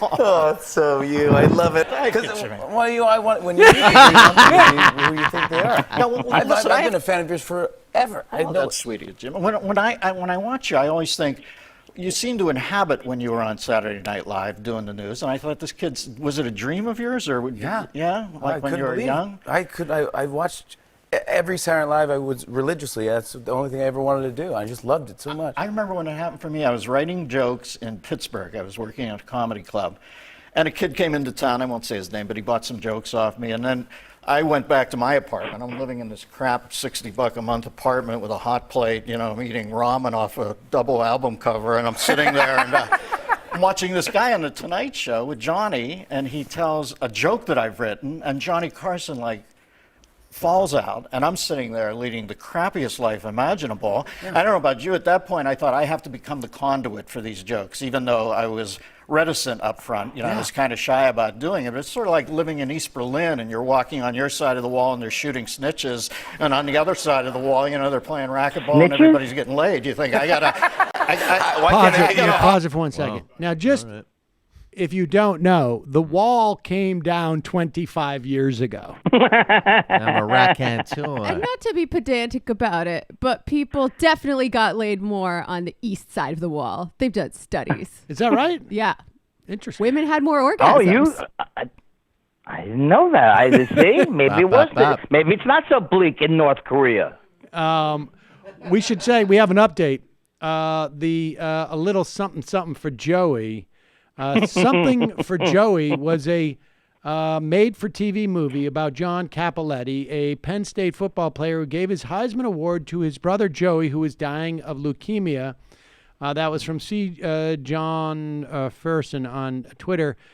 We should also tell you that movie was made in 1975. Oh, so Jimmy Fallon is fake remembering the reference? I'm sure Jimmy Fallon remembers a movie from when he was 1. A made-for-TV movie from when he was 1. Before Dennis comes on, all right, Jimmy, here are the references. They range from I'm sure Jimmy does a lot of show prep. 1960 to 1977. Yeah. 1975 reference. That was 40 years ago. I love the look on Jimmy Fallon's face when you can almost see him going, What am I fake laughing at now? I'm a little confused. I need more focus from my fake laugh. Yeah. I know it's not funny, but there's got to be a way in from why I'm cackling. Exactly. Wait, I got to wrap this around. Oh, something for Joey. That's so you. It's so you. Yeah, that was. I enjoyed that moment when Dennis Miller was like, "Wait, what? Really? Oh, all right, I guess okay." Mental note. I got to go that direction with more. I got to do that more. Less references. Being more sort of sad and down. More pretending I'm going to do an impression. That's the new thing. I'm going to pretend that I'm going to do an impression. He's so delightful now. That's the thing. Now that he's gone away from the politics, you can just see the pure joy that Dennis has with life, and he just wants to communicate it. It's true. It really comes across. He was laughing with Mark Stein at dinner, and how can you not? And he said, let's go out together. Where are we going? Rochester, Ithaca, Utica, and Elmira just dropped out, cha-cha. Can you imagine them sitting at the table together, maybe singing back and forth like a duet to I Thought I Saw a Putty This is Cat? incredible, the cat material. We got to book a room in Kingston ASAP. This is going to light up an audience in Central Islip. I just got a booking. We're going to have to shoot down to Pennsylvania, but on I-80 in between Pittsburgh and Philly, I got a truck stop. It's huge. No sporting events for miles. Hey, this is the only time I've laughed while I've eaten since 1993. Let's go out. Although, to be fair, I mean, just think of the poor Syracuse undergrads that are like, I can't miss Syracuse and Duke. That's going to be an incredible game. But I'll God tape it. damn it, Mark Stein and Dennis Miller How many at the times same is night. These guys are only coming twice this year to Syracuse. Yeah, and Dennis Miller is the Zion Williamson of comedy. But I mean, I want to just break this down for a moment. I want to break this. Wait, I missed him. I missed the reference. Zion. Now he's a really good Duke player. Oh, okay. I'm the Jason this. Kidd of comedy. 3 Current weeks reference. ago or a month ago, there's a story in the Wall Street Journal. He wants to get away from politics. Out of politics and into the arms Out of of Mark politics. Stein. And he's going on tour with Mark Stein. Like, you got to ask yourself, like, does the guy not know anybody? Like, is no one else eating lunch with him that he can't? Yeah, clearly. He's Like- yelling. I mean, look at this whole interview. He can't even get Greg Gutfield to Again, go on There's tour. always pathos with Miller because this whole interview, as much of a just massive asshole he is, I go through this interview and I'm like, this is so sad. This clearly that's is some true. type of favor called in.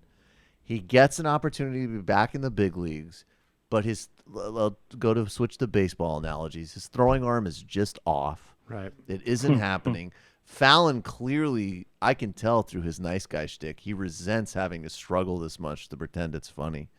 And it's just so much pathos, man. I mean, and then it's like, yeah, I want to get out of this politics. Let me call my good show business buddies up. And you end up with a favor delivered by Fallon and a tour with Mark Stein, which is a downgrade from Newsmax Bill O'Reilly. I think that somebody probably went to Fallon and said, look, Jimmy, someday it could be you. And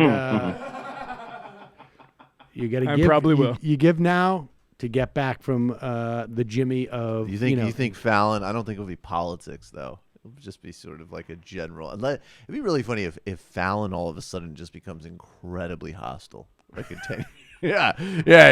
fuck you. Right. He like washes Trump's hair in like another episode. Andy, what if he just started mussing everybody's hair up very aggressively and angrily? Or starts like, yeah, remember when I had a career until I went this pulls and did it out, this? pulls it out. Andy, yeah, I cannot tell you how happy I am that you have joined us repeatedly in the year 2018. I think you have made it a much easier year to get through. I don't know why I want to put it in that way, that we all have to get through a year. But, well, everyone, I have to say, everywhere I go, and I'm not just blowing smoke up my own schmadoopy, but everywhere I go, people tell me they love. You're blowing they love the so show. much smoke They up your love the show. shadoopy. Your silhouette has changed. I was in the I had a WAP bowel zone movement of Kindler's so Schmaduki. large, The Matrix 3 came out. Well, I haven't seen that See, I big can't a even WAP do Beth and zone Memer well. since. It's great to have you. Now, just we should give you tour dates: Utica, Ithaca, I'll be in you. Yeah. Mm-hmm. Syracuse. And Any concern about the Syracuse Duke game? I'm going to be in Binghamton, but not when the Binghamton Colonials are playing the Hofstra Numschmucks. So I should be able to draw. You don't want to be up there. Well, Iona Gaelics are up there playing. Andy, I love you guys so have much. a happy and I New really Year. appreciate you having me on this year. And it's really been the great. I mean, yes, I have to get up way earlier than I normally would, West Coast time. 9:30. Sometimes I have to get up. No, I know. But I really appreciate have that. loved it. I love it. All right. Well, we love you. Thank you so much, Andy. Have a great New Year. Talk to you soon. You too. Andy. All right, bye-bye. Bye, guys. All right, folks. That is the second to last Free Friday show of the year. Live. Writing a Hallmark series. I'm liking this. Rachel Maddow, Dennis Miller. 30% off Just Coffee ends on Tuesday.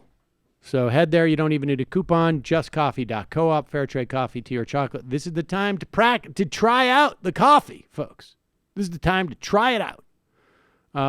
Also, support this program by becoming a member. Join themajorityreport.com.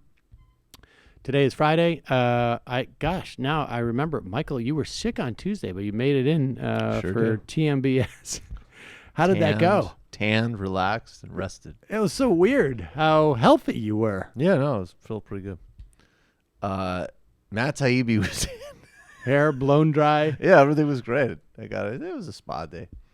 Matt Taibbi came in. We talked about Facebook, the Assange case, why if he's charged, you need to care, even if you don't like the guy. Now, wait a second. Yes. I did not catch that segment. What if he's charged for something that has nothing to do with his work before that? It has exclusively to do with stuff that took place since, let's say, 2016. What stuff?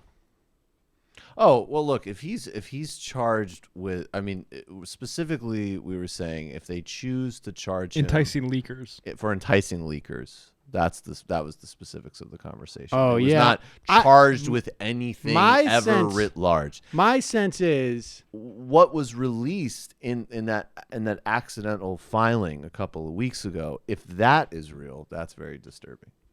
Well, what was released in that accidental filing? His name was just in there.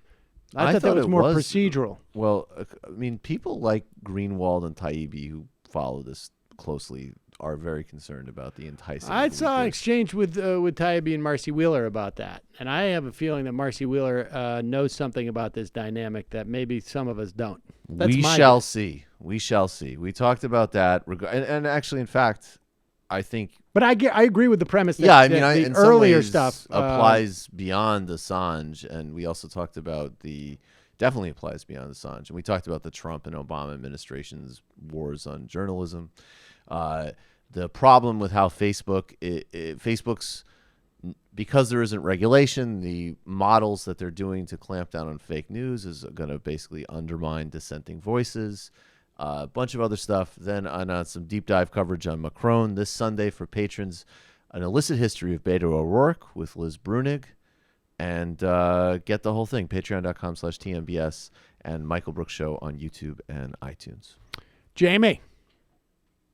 Yeah, so this week on the Antifada, we talk with Justin Akers-Chacon about how the criminalization of migration has only ever served to hurt the workers and help the bosses, which ties in with a lot of what you and Digby were talking about earlier.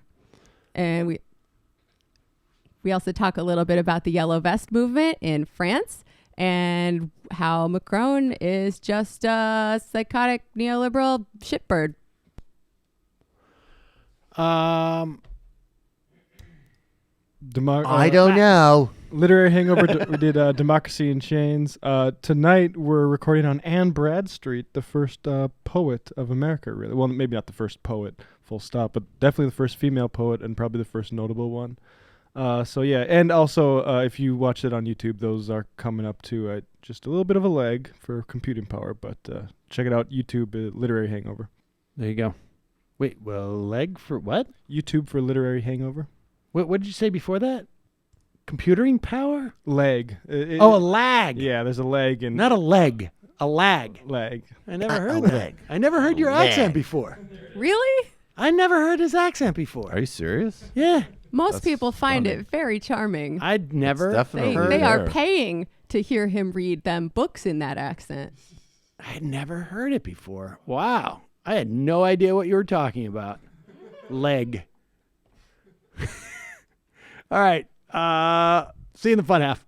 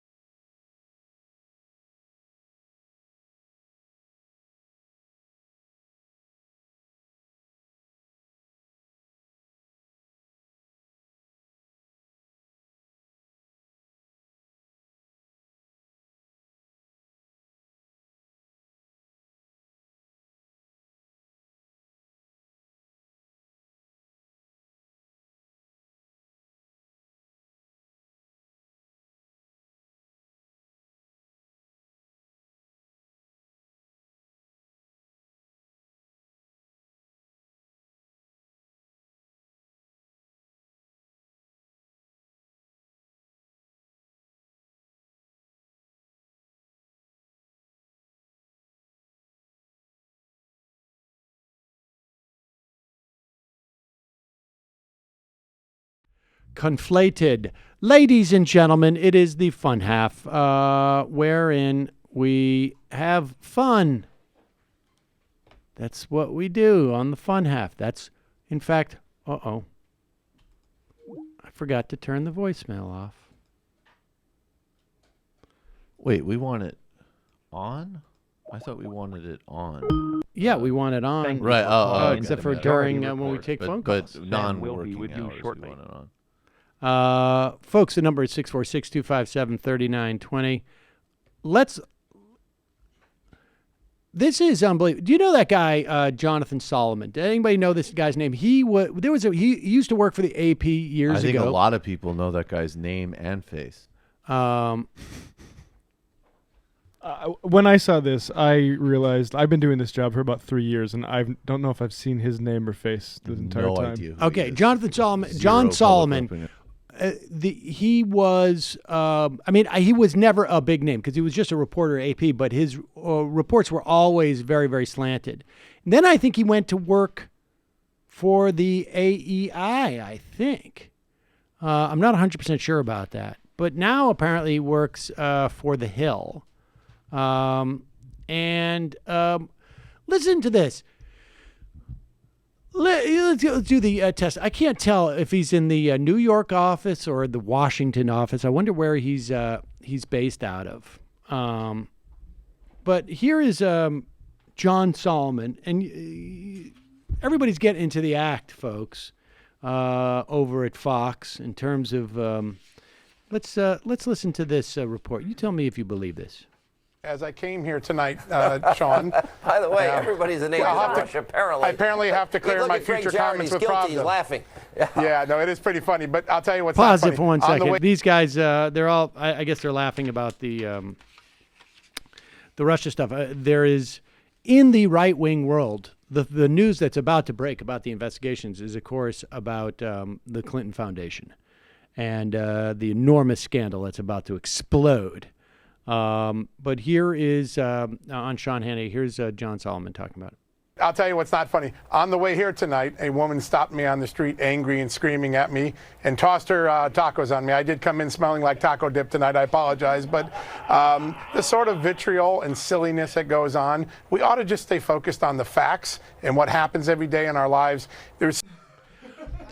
So somebody's walking around the streets of Washington or New York with a taco, eating a taco. The temperature last night or 2 days ago was, I think, 30s. They were putting, in New York. Maybe he's in Washington, D.C., and it's warmer.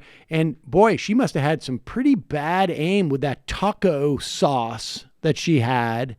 Because he doesn't look like he has any taco sauce. I saw you on a C-SPAN journal at 3 a.m. in 2002, and you are very bad. You constantly reporting biased news. I'm going to throw this tostito at you. I have been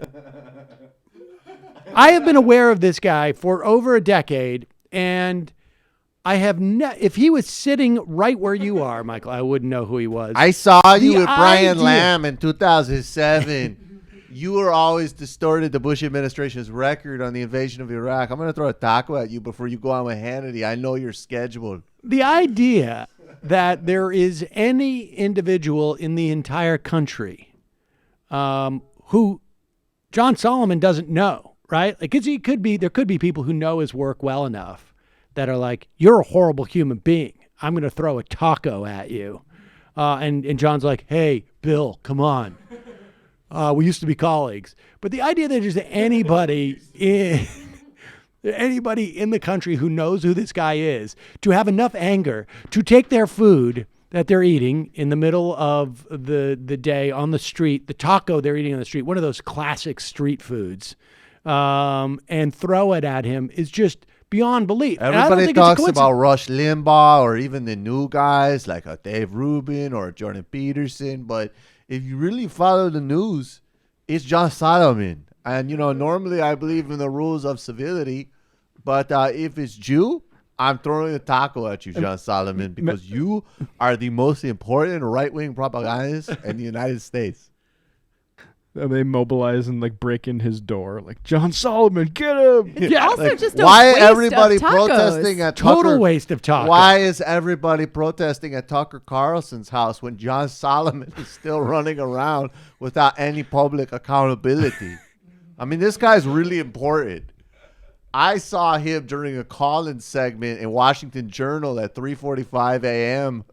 in 1999, and it was just atrocious the way he talked about the contract with America. Let's throw a taco at him. It doesn't look like he was at AEI, but this is I never heard of this. Circa News, anybody? No. After leaving the Washington Times, Solomon became chief creative officer for Circa News. Circa is a mobile news application founded in 2011 that streams updates on big news events to users. In June 2015, it shut down, but its relaunch was announced after its acquisition by Sinclair Broadcasting. As chief of Circa, he wrote and published a number of political articles. That's when people really got mad at him. When you made the Sinclair move watchers. to Sinclair and you became a household face and name, that was when it really changed. Let's go to the phone. He does actually have an air about him of somebody who should have a taco thrown at him. There's like, no even doubt. If you had no idea who he was. Don't misjudge me. If anybody was to get a taco thrown at him, I would put him on the list. But it wasn't for his professional output. No, it's just because he looks like an Interpol. He looks like a target for a taco. Yeah, he just looks like. I have a feeling like an Interpol notice for doing very more bad likely things in other like countries. What's the German word for a face in need of a taco? Exactly. I have a feeling this guy probably parked in like a handicap zone and walked out, and somebody's like, "Hey, dude, you're not supposed to park there." And he goes, The right wing is, like the left is so angry that this woman who's quadriplegic was pissed I parked in her space. They're so filled with anger. Let's focus on facts and not taco throwing, okay? Calling from a 509 area code. Who's this? Where are you calling from? You guys act like you need a reason to throw a taco at someone. Look who got in. Look who got in the pole position today. Good for you. It's just a way of life. Good for you. Try driving down North First in Yakima. You're gonna get a taco thrown at you. It's just it's how we roll.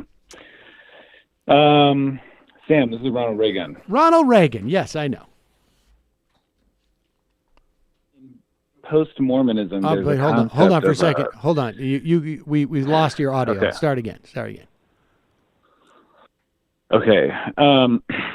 In post-Mormonism, there's an idea of a shelf where you put your doubts and your concerns over the years, things that bother you, things that don't make sense, and you're told to just sort of put them over there. And ex-Mormons describe the thing that caused their shelf to fall down and to break and to, sort of explode their worldview. And my Majority Report shelf fell and broke after your debate with this Adam guy on Wednesday. Really?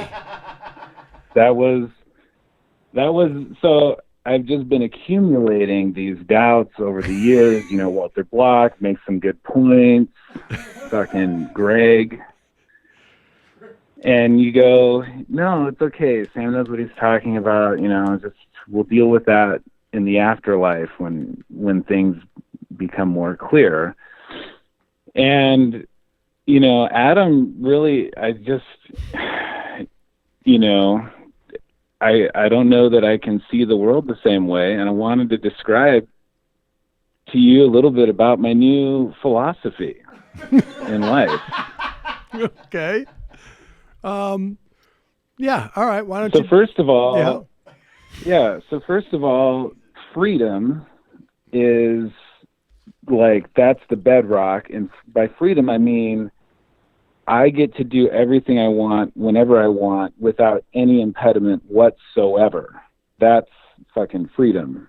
Right. Okay. So that's the number one. That informs everything else flows from that. Number two, violence is bad. And by violence, I mean anything I don't like. And that can include things like murder and rape, but also like Blockbuster late fees or traffic on my way to work. It's all just violence. And it's bad. Right. And so basically, all the laws in political philosophy over thousands of years that have been developed to help us live peacefully and despite our differences, all that goes out the window. And now I think our whole society should be structured around me getting everything I want without even minor inconveniences. So when I want something, I need it right now, no matter what, and don't get in my way, because that's a violence against me. And the cool thing is, the main thing is that I get it, right? For me, right? But also everyone else. Everyone else should just live that way, also. Right. Okay. So everybody. Everyone else gets freedom, but the main thing is that I get freedom. Well, for me, when you get freedom, we all get freedom. Is that what you're saying? Yeah. Mm-hmm. Let me ask you this. Yeah. What's going on that you're still taking videos out of Blockbuster? Just an example, Sam. Oh, okay. All right. I'm sorry. I just wanted to check on that. Yeah. At what moment during the debate did his worldview? Did you? I'll tell you the exact moment when my shelf collapsed to the ground.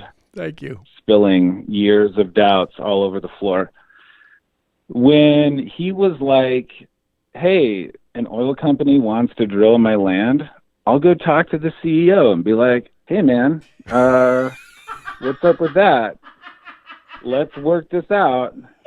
And I was like, that made me feel good. That was like, yeah, totally. And then you were like, oh, Exxon CEO's a dick. And he was like, Sam, not everyone's a dick. And I was like, hell yeah, that's so true. Like, the problem with our current society is people don't just sit down to be like, hey, you know, let's like just work this out, you know? And if people,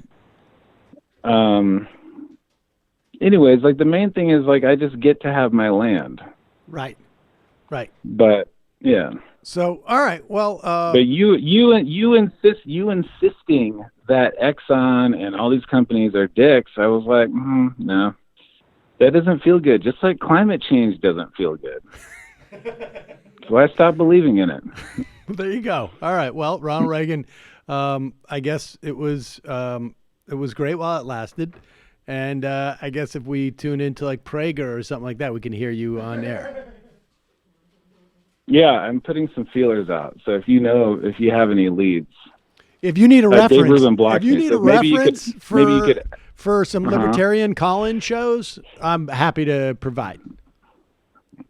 Okay. I can't wait for your new. new. You just got owned What's going to be your new?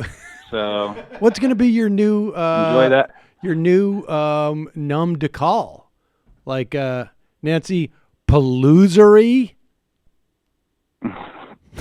Whoa, good one. Chuck Loser. I actually like that. I think Chuck Loser should just be it. Schmuck Trumer. Schmuck Loser. All right. Well, you Chuck think about Loser. it. Yeah. All right. Thanks, Ronald Reagan. There you go. Wow. Nailed you. Yeah. No. I mean, I got me on the old Exxon thing. Call from a 215 area code. Who's this? Hey, Sam, it's Mindy. How are you? Mindy! How are you, Mindy? Hi, I'm good. Listen, a few things. Yeah. Can you help us possibly break down the fact that Trump's freaking guilty of all kinds of horrible shit and he's still allowed to be president? And I know he's still allowed to be president, but can we, like, do we have to respect him? I mean, not that we ever respected him, but do we have to, like, even acknowledge he's the president now? Do you know what I'm saying? Like how long is this going to take that we have to feel this pain? Well, I mean, Mindy, my suggestion would be, you do you. You got to do what's going to get you through the next couple of years. But the DOJ's guidelines are that a sitting president cannot be indicted. Now, I guess that could theoretically be challenged. But at the end of the day, I mean... Wait, I can never sit down again? I can never sit. I'm going to stand... Wait. Standing. I can never stand. I can never stand. Stand. No indictment rule. Standing. I mean, look, it's a political process. And I think what's going to happen is there's going to be like a series of these things. Like we're going to find out like almost different silos of criminality that Donald Trump has been involved with. And I think... Silos, like kilos. Kilos. Diversify your crimes. Yeah. The really interesting thing is going to be if we see the children indicted and if they... People think that you're close with your children because they're your children, but these are people I barely know. Exactly. Look, you don't get to pick them, and you can't kick them out of the house. I mean, you can. I have. But many times. And I gave them reused Christmas presents. I mean, these are sometimes you take a call or something, maybe go on a date with the daughter, but these are people I'm not close to. I mean, this is what it's going to be like going forward. I mean, the best that we can do is hope for, this process is going to keep going forward. I think there is, some value in trying to leverage it, for political purposes against the Republicans. But I don't think that many of them are going to cave in any fashion. I think, or cave is probably the wrong term. It's just like these are who they are. This is who their base is. This is who their voters are. And I think, the thing to focus on is, pushing policy, solutions to issues that we care about. And, hang in there. Yeah, I get that. It's just really hard to watch this train wreck and to watch them do policy now, and like the kid yesterday or the other day that died. It's just getting so hard to even, and you feel like, I don't know, I feel like if I don't pay attention to it, I'm going to miss some stuff that I should be listening to, and if I am watching it, I can't sleep. I mean, it's not that bad, but all right. Well, you know what I mean. It's just really fucked up, and it's just, I just don't know how much longer people can, deal with it. I mean, It's just, should we take shifts? I mean, I don't know. So there is an idea. Thing. That is an idea, rotating type of situation. I mean, look, he's going to go to Mar-a-Lago for 12 days. You take this opportunity 16 days. Take this opportunity to take a break yourself, and we'll see.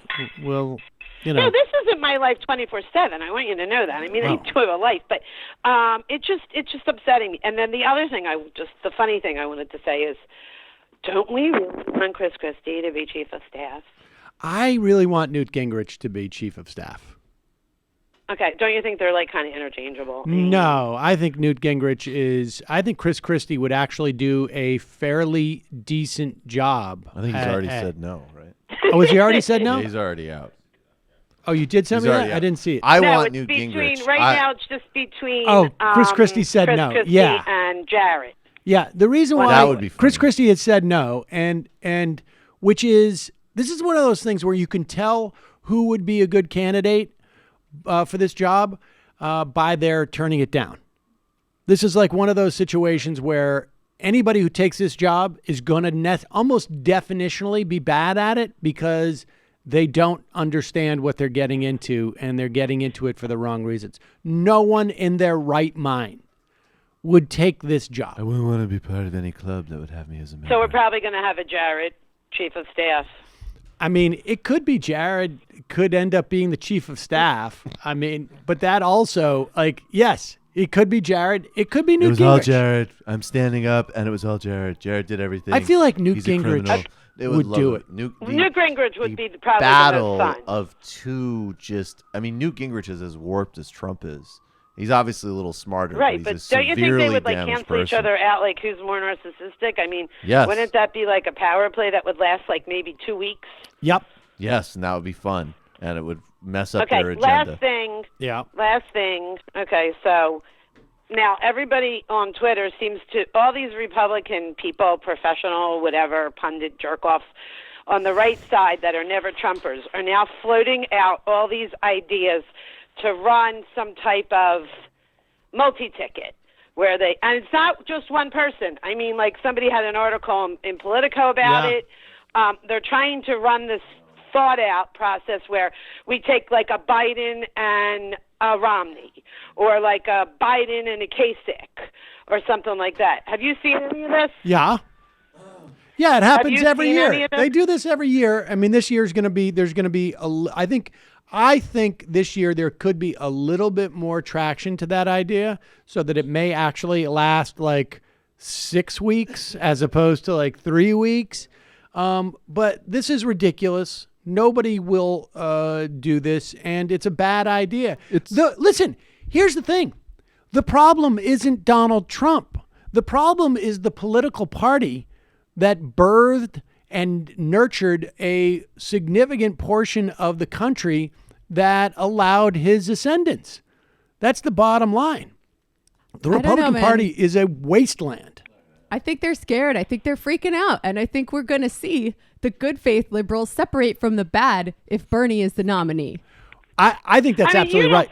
You don't think that any Democrats are even going to entertain this idea in any way, shape, or form. I mean, this is their dream idea to get back into power. I mean, the party leadership, which is pretty out of touch with the base, I think would entertain breaking for the right rather than the left if they have to choose. I think they would. I think what your scenario is different than the idea that they would do this type of unity ticket. But I always Don't contended. think they'd find like a Bloomberg or someone. Well, yeah. I mean, he's like going to a run as a Bloomberg Democrat. and a Kasich or something like that. You Or don't like think a that Flake they would? and a Biden.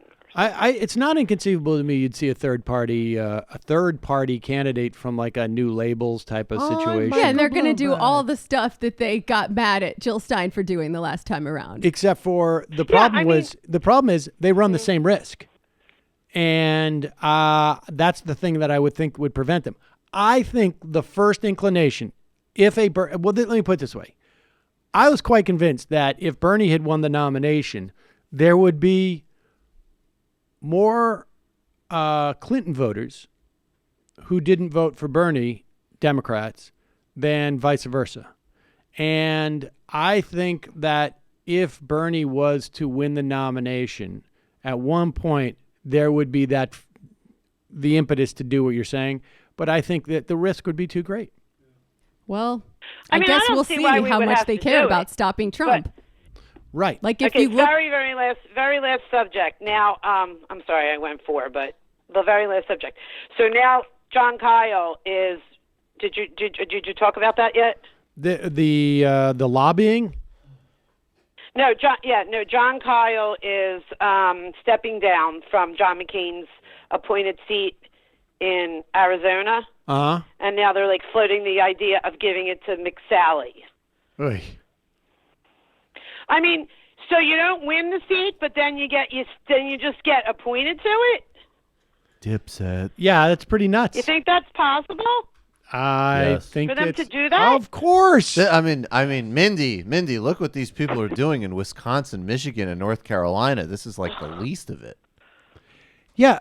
It's just it's bad. But do you think they would put her in? Really? You think John Kyle is a lobbyist, and he was sworn in as senator, as a lobbyist, and literally just like it was. I don't know what the equivalent of it. It was like it would literally be like MSNBC saying, "Hey, Sam, we're going to give you a 2-month run on MSNBC to do the Majority Report," and I would be like, "Yeah, sweet." Because when I'm done with that 2-month run, I'm going to have a whole host of new audience to come in for my YouTube show. And that's basically what happened with John Kyle. He's a lobbyist. Oh, so he got enough business that he now can quit. Well, Right? he will get ongoing business. It enhances. It's a huge. It's like pumping steroids into his business. He just comes in. Okay, so he basically got it, and I just want to understand this because I think that I speak for a lot of people that don't understand the way this works. I don't know, maybe I'm wrong, but so it's basically like he just got enough exposure now that he just No, can not leave exposure, because- Mindy. Contemplate this, Mindy. Okay, surely you are involved. I don't want you to take this the wrong way, but in like some like low level corruption, right? Like, okay, I have a friend who works at the theater and they get me in for free, or I get half price tickets or something like that, right? Well, kind of like Spiro Agnew stared out low level and then he worked his way. Yeah, my point being that like, I know, I know the guy who runs my shift, and so he lets me clock in late or something like that. This is the same type of deal. It's the same type of deal. It's just he goes in there, he finds out he's on the inside. He builds some relationships. He does some favors for some people on the outside, and it all comes back. That's all it is. It's great. So you think McSally is putting her in there is better than him? No, it's no, all, no difference. It's horrible. Same No. thing. Appreciate the call, Mindy. Just wanted to. Appreciate the call. All right, have a great weekend. Talk to you soon. Bye. Hang in there. Bye. Bye. Oh, this is unbelievable. So Michael Cohen, this poor guy, and I don't mean I have any sympathy for him. I would be, if someone someone told me he's going to go to jail. Actually, you heard 3 years. It's actually going to be 30 years. I would be fine with that. I'm not. When I say this poor guy, I'm not being sympathetic. I'm like, this guy is so deluded that it is stunning. Here is Michael Cohen with George Stephanopoulos, sort of characterizing why he cooperated. When did it change? You know, I can't give you a specific time that it went from point A to point B. It was just a change. I will tell you Pause that it. I feel bad for the him. change they're talking about is like, when did you just go from the guy who would take a bullet for Donald Trump to the guy who's willing to provide evidence about what he's done wrong? Now, remember, Michael Cohen did not provide evidence about what Michael Cohen did wrong beyond what implicated Trump. That's why the Southern District of New York said he was not cooperative with us. He might have been cooperative with Mueller, but he was not cooperative with us. I would submit that moment of that change was the moment he realized he's not going to give me a pardon. He thinks he's insulated from this, and he doesn't think I'm enough of a liability to pardon. That son of a bitch. He was like my dad. Disingenuous beast. Yeah, you're not my dad anymore. It was just a change. I will tell you that the gentleman that is sitting now in the Oval Office, 1600 Pennsylvania Avenue, is not the Donald Trump that I remember from Trump Tower. Pause it. The Donald Trump Tower was a piece of garbage. A racist piece of garbage who didn't pay people who worked for him. And that this guy would call up and threaten reporters if they wrote about him. Go ahead. He's a very different individual. What's happened to him? I think the pressure of the job is much more than what he thought it was going to be. It's not like the Trump organization where he would bark out orders and people would blindly follow what he wanted done. Good guy. There's a system here. He doesn't understand the system. And it's sad because the country has never been more divisive. And one of the hopes that I have out of the punishment that I've received, as well as the cooperation that I have given, I will be remembered in history as helping to bring this country back together.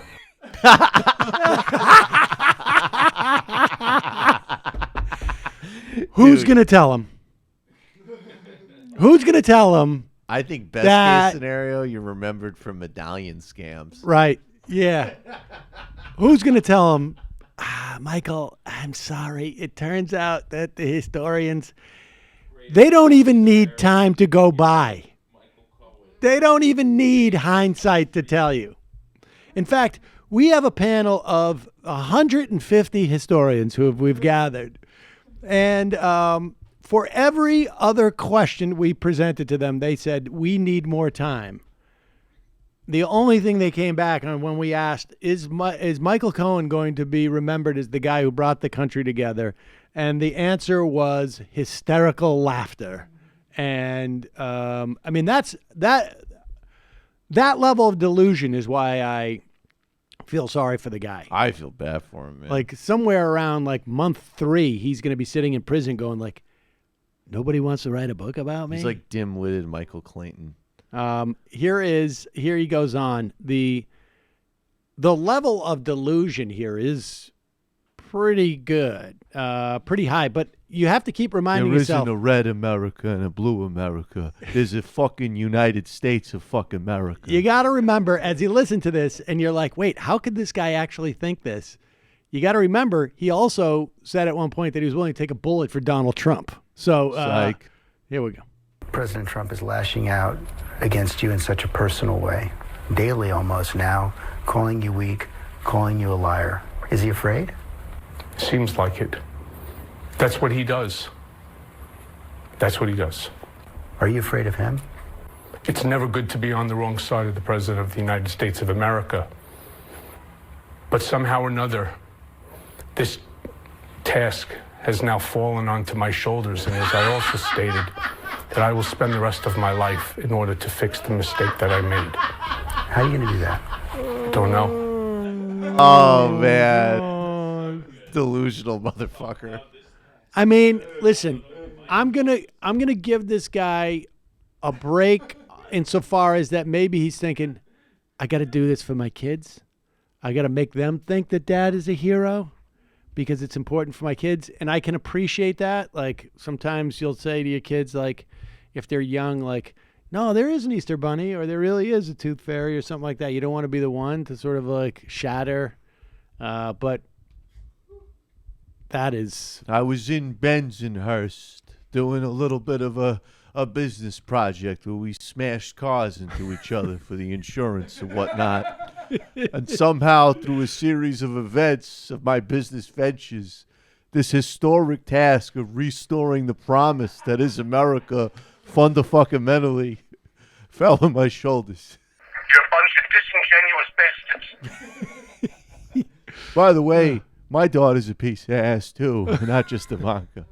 I don't get any credit for that. It's totally unfair. Did you hear that comedian who worked on The Apprentice who said that? Yeah, we talked about it yesterday. Did about 15 minutes. We were very, very. But weren't we into talking the about the idea. Adderall being the issue? Yeah, we've talked about and the diet pills specifically. Yep. But yeah, that type of thing. I really want whoever the Democratic nominee is to say something along those lines in a debate to trigger Trump, because I think like if you hinted at it enough for him to know what you were talking about. Yeah, I don't know. I don't think there is any triggering Trump. I mean, I think. Oh, are you kidding me? You're the Adderall snorter. Well, You're the Adderall. You snort. I think it'd be the way You're the Adderall the way you do snorter. this is just like you say, you've done nothing in terms of the disaster that is opioids. We need to provide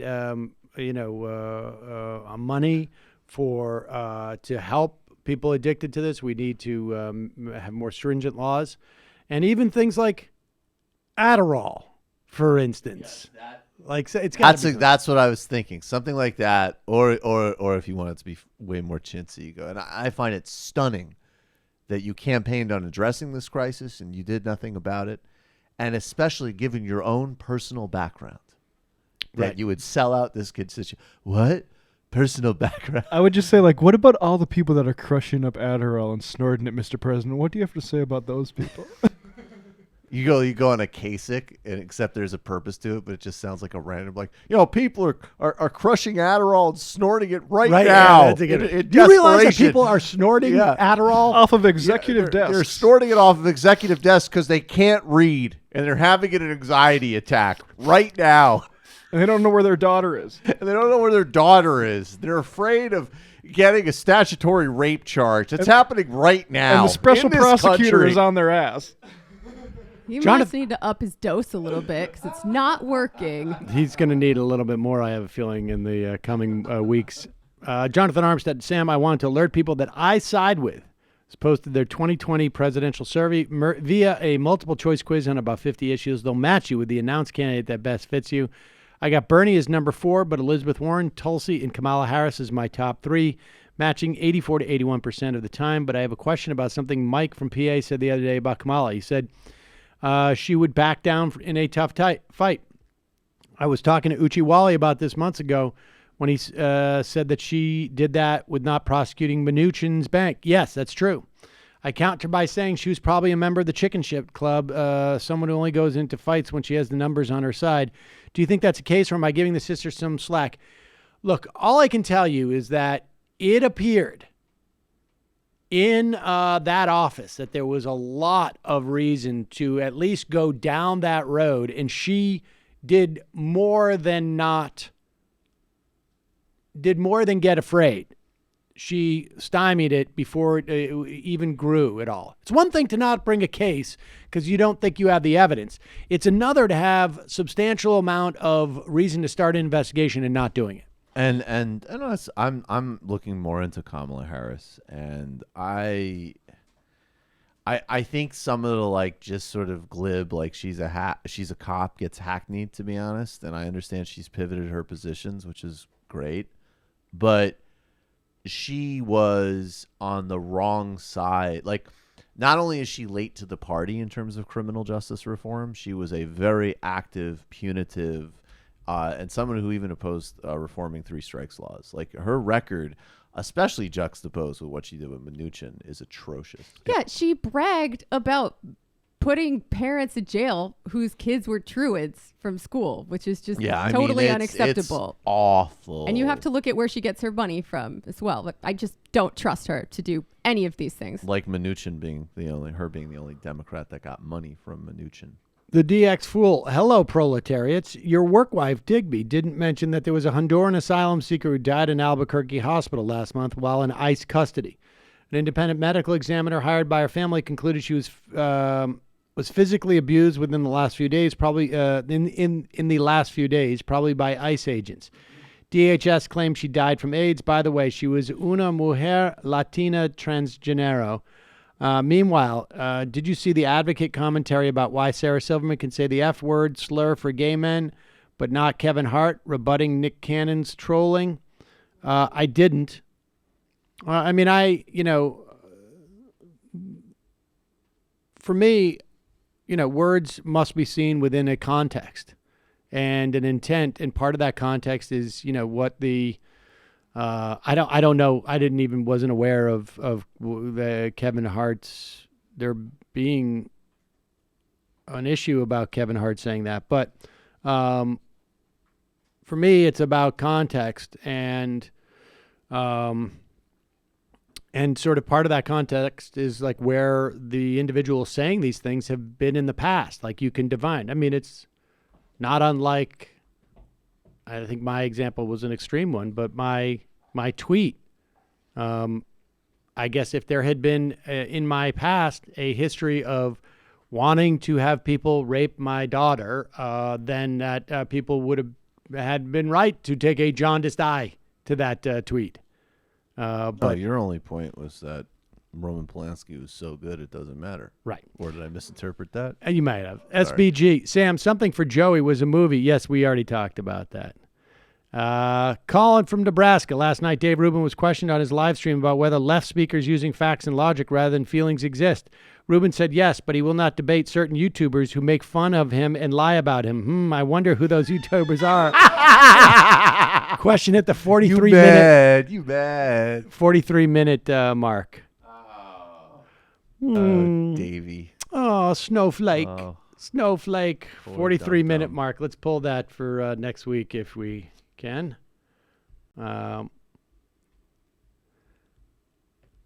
Left-deaded. Question for Jamie. When the government shuts down and stops sending me paychecks, will your mom and dad keep me? Okay, whatever. Left is best. I feel like I did a bad job explaining my politics the other day. I made a funny joke, and then I let Sam ruin it by baiting me into a conversation that I wasn't prepared to have at that exact point in time. I did not mean to there bait go. you. I didn't realize. That was my bad. I'm sorry. JJ Cool. Today is the 10-year anniversary of Bush getting a shoe thrown at him. Oh, that's right. Did we pull that? We'll get that.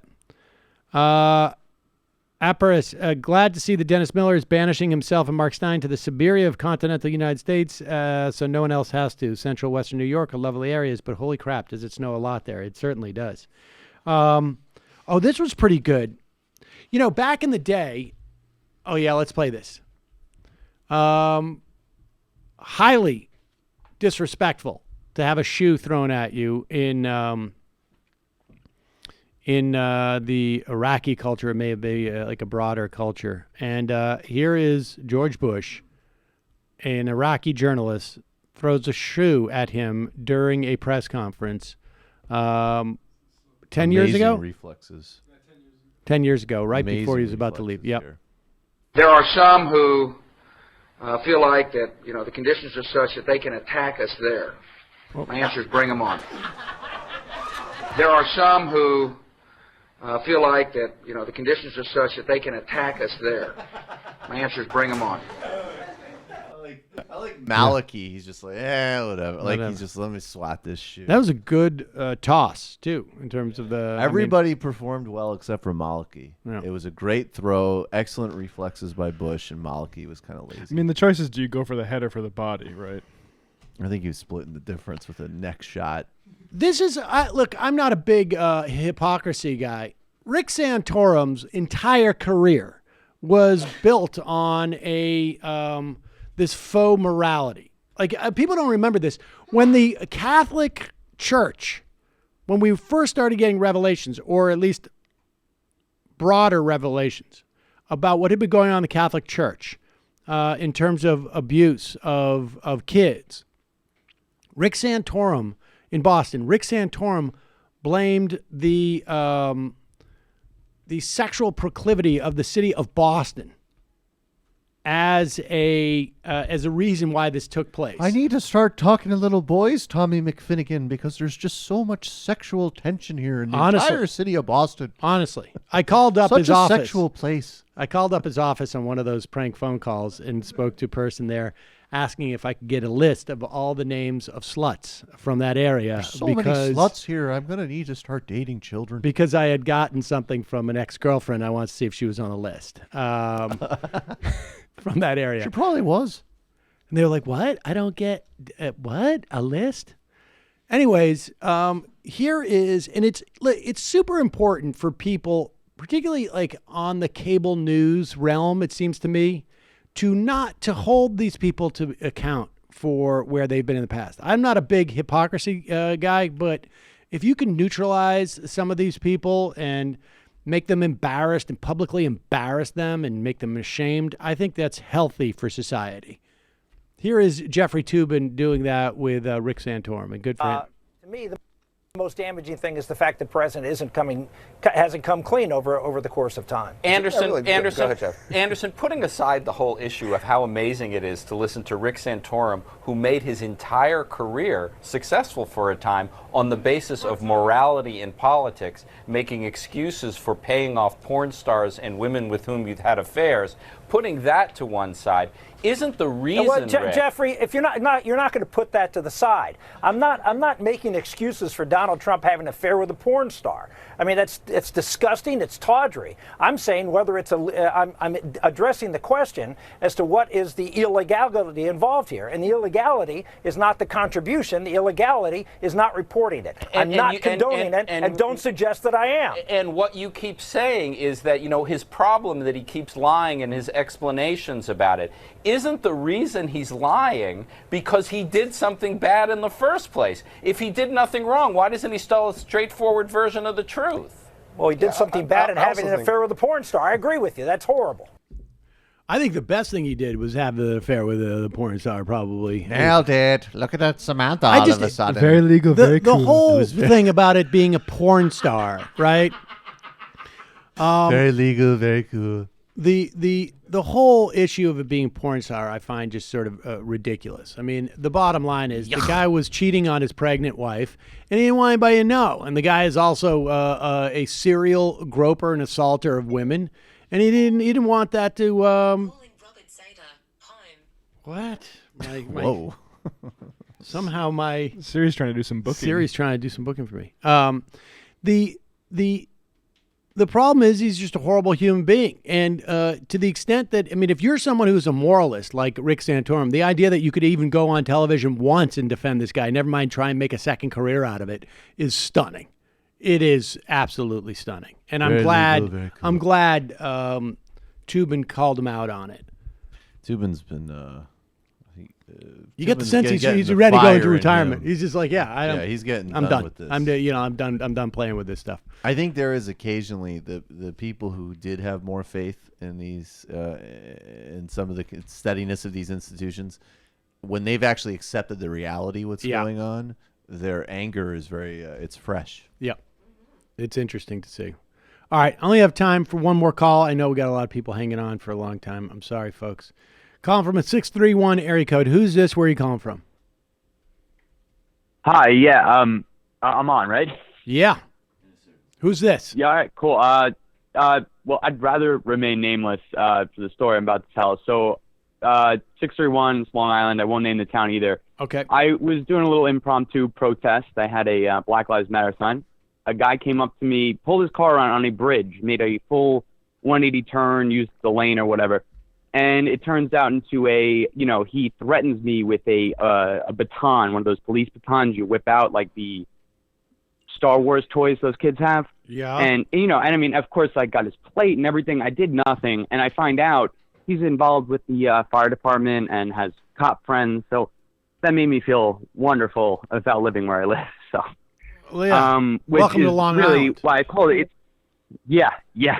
I know. Everyone, New York's such a liberal place. And, well, not exactly on Long Island. But, so yeah, I wanted to talk about it. The town I live in is a racial bubble, I would call it, right? It's 90% white. I've done a bunch of different looks online, and it's about 2% black. I mean, I remember maybe 20 kids in my high school. And it's just growing up in that town and then becoming politically aware, maybe 18, 20 or so, seeing the way I was brought up. And also we had a Nazi presence back the 30s, late 30s, before, when Long Island was doing that. And the whole thing is that the kid brought in a thing showing the Nazis marching on the main street, and he got suspended from school because they thought it was lies. I mean, this is 2004. Wow. This happened. So yeah, it's just, to me, like, how it affects me being someone, not realizing all the racial and, ethnic stereotypes, and, especially at the 9/11, living on Long Island, everyone knows at least someone who's died or is dying currently. So it's, and it's just the whole racial bubble thing. It definitely affected me. And, I held, beliefs that definitely don't coincide with what I believe today. And I definitely think it had to do with my environment. So. Yeah, I think that's a really good point. I mean, people grow up in a, I don't want to say isolated, but in these parochial settings, and to a large extent, people are a product of their environment, and that type of racism is pretty durable. I mean, people forget Long Island in particular is pretty conservative, and that's where Sean Hannity comes from. I mean, that's that whole pedigree. Bill O'Reilly as well. And, we had 2 counties in New York that were, I don't know if they were full counties, but that were under DOJ pre-clearance for, for having problems in the history of suppressing minority votes. I mean, I'm sure, Yep. Yeah. Well, listen, I appreciate the phone call. It's absolutely absurd. Yeah. Just to end on a bright note, Long Island also has a chapter of Redneck Revolt, which tends to cluster in places that are dominated by right populism, but they are an explicitly anti-racist and radical socialist group. Check them out. Long Island awesome. also produced. Yeah. What was that my name husband. again? Oh, Redneck Revolt. Redneck Revolt. I will definitely Google that right after this phone call is done. Hell yeah. All right. Thanks, man. All right. I had no. Oh. All right, folks. That's it for the phone calls. I'm sorry. Apologize. I know people have been hanging on there for almost an hour. We'll do a couple more IMs and then get going here. Chris Burdick says a lot about MR production budget that you look at a Mark Stein video that features a lady, a couch, and a cat and say, where did he get the money to do this? But I guess No, what? The other one is really well done. But it's not. Putty-tat. It's not even like that the production value is that high, but it's like he's just doing this for fun. Right. Yeah, he recorded 2 albums. Going to rate the black and white video with the backup singers like that. That took. I mean, how much would you guess that cost? I don't know. 10,000, 15 maybe. Well, yeah, I guess maybe it's cheaper. Maybe 20,000. Maybe you get it. I don't know. Maybe he has a friend. Isha, happy shoe throwing day. Winnipeg, Craig, a little worried that Dennis Miller knows who Rocket Raccoon is and the MR crew doesn't. He's the character of the Guardians of Galaxy voiced by Bradley Cooper. I did. I knew. Because none of us have kids. Yep. Bad Idea Society. Dennis Miller's like a remote control robot butler, much sought after in the 80s, but baffling to people today. Bop, bop, bop. Black Marxist, not sure why socialists have to reference other countries when we can point to Truman and FDR presidencies as success stories. Also, does MR Crew think comedians can be offensive or no? Of course. I mean, yeah, sure. I mean, I don't. But what that means for I don't know comedy what and that means. I policing mean, it. sometimes comedy's offensive, and that is amazing and awesome. I don't, yeah. Yeah, it depends a lot on a lot of different things. I don't know if we could say in a blanket way X is offensive. I certainly don't. Sam, Miami Dave. Miami Dave. Sam, were you always a liberal, or did you get interested in politics through a different political philosophy? No, no. I've always been on the left. I don't know that I was particularly sophisticated, but in high school, I was working on a what? Matt just remembered. There's a Tommy Lauren video of her going back to high school that we're going to have to play next week. All right, we'll play on Monday. That's all right. In high school, I worked on a proposal for the Charter Commission, and it was, I think you could consider it on the left easily in terms of what they were. I mean, we were looking for more proportional representation, but I don't know that how sort of economically aware I was. Kavanaugh's Triangle. Always listen to the podcast at 2 times speed. I'm listening live for the first time, and now it's disturbingly slow. Can you pick up the pace a bit? Thanks. Demon Alien. That Mark Stein cat video could be seen as a short, absurdist horror film noir short movie. Definitely. And Jimmy Fallon's impression of Dennis Miller looks like a mid-'80s Tim Curry. Kindergarten Cop. Should Democrats be at all concerned by Trump's rising approval ratings among black voters? Criminal justice reform, black unemployment will all help these numbers. I wouldn't worry too much, no. Christo, something for Joey? Yes, we know. Majority Report thought, you make my taco dip. Jay Shivone, trying to envision an electric wheelchair with a catapult arm that allows quadriplegics to throw tacos at Sinclair News assholes. Okay, it's been trademarked. Chappie, since Adam was brought up, next time perhaps you may ask a libertarian where 50% of Americans living in apartments in cities get their freedom from. For me, Sam. Super Bleeder, 12. Hello, Sam and crew. I'm a book nerd, and I was wondering if y'all could go around the room and name 3 books you recommended all the time or books that influenced you a lot. Let's do 1. I would say, for me, okay, 2 fiction books. Of Human Bondage and what was that Barth one? I can't remember.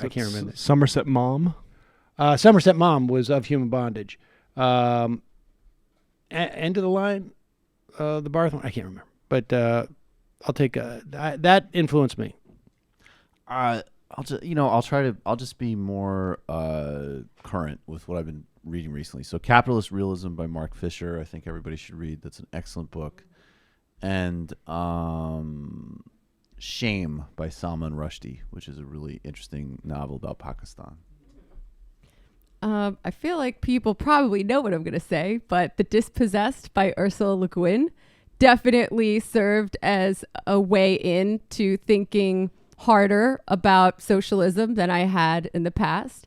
Also, I'm finishing it up right now, but the Red Mars trilogy by Kim Stanley Robinson is a really good sci-fi trilogy that envisions not just the colonization, not just like the scientific and technical aspects of colonizing Mars, but also the political ones. And Kim is definitely a comrade. We actually want to have him on the Antifada soon, so stay tuned. I'll say Thomas Pynchon's Mason and Dixon. It's my favorite novel of all time. Brendan wants to go. Brendan's a literary Come on down. I would say 2 fiction books, very much up my alley. For those who are more historically inclined, Shadow Country by Peter Matheson. It's like 3 books in one about Bloody Watson, and maybe that could be on Literary Hangover at some point. And Jesus' Son by Dennis Johnson is the best book about the boomers, I think, in a pretty way. Oh, I gotta check that out. Bobo's in Paradise is unintentionally funny, and that's about boomers. End of the road. Jeff from Regina, I hope you guys got their dicks in the world and they don't care about your lettuce as a drop. Not sure when you use it, but still funny. Was that from the Kokesh debate? The debate. I know, I zoned out during a lot of it too, Matt. I feel you. Chris Lepaco, Chuck Schumer, more like F you, sir. Happy holidays. That's just great. What do you think of the Weekly Standard going out of business? Fine. Goodbye. Hell yeah. Lewis77, with the never-ending shit show that is the Trump administration, it surprises me they haven't wheeled out a sock puppet named John Miller for chief of staff yet. And the final I am of the day. Where the heck is that thing?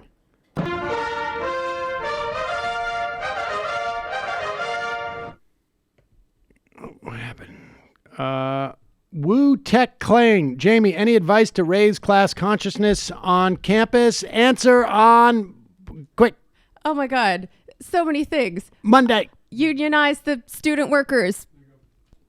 It might take all the strength I got to get to where I want, but I know somehow I'm gonna get there. I wasn't looking when I just got caught between the truth and the light bulb, but finding out won't make me feel any better. Yeah, I know the clock is ticking, but the meds are gonna kick in, and my pilot light shining bright. I get somewhere the choice was made, for the option where you don't get paid, for the road that bends before it finally breaks you. I guess somehow I lost my drive between the 101 and the 5. Do you know how far the detour takes you?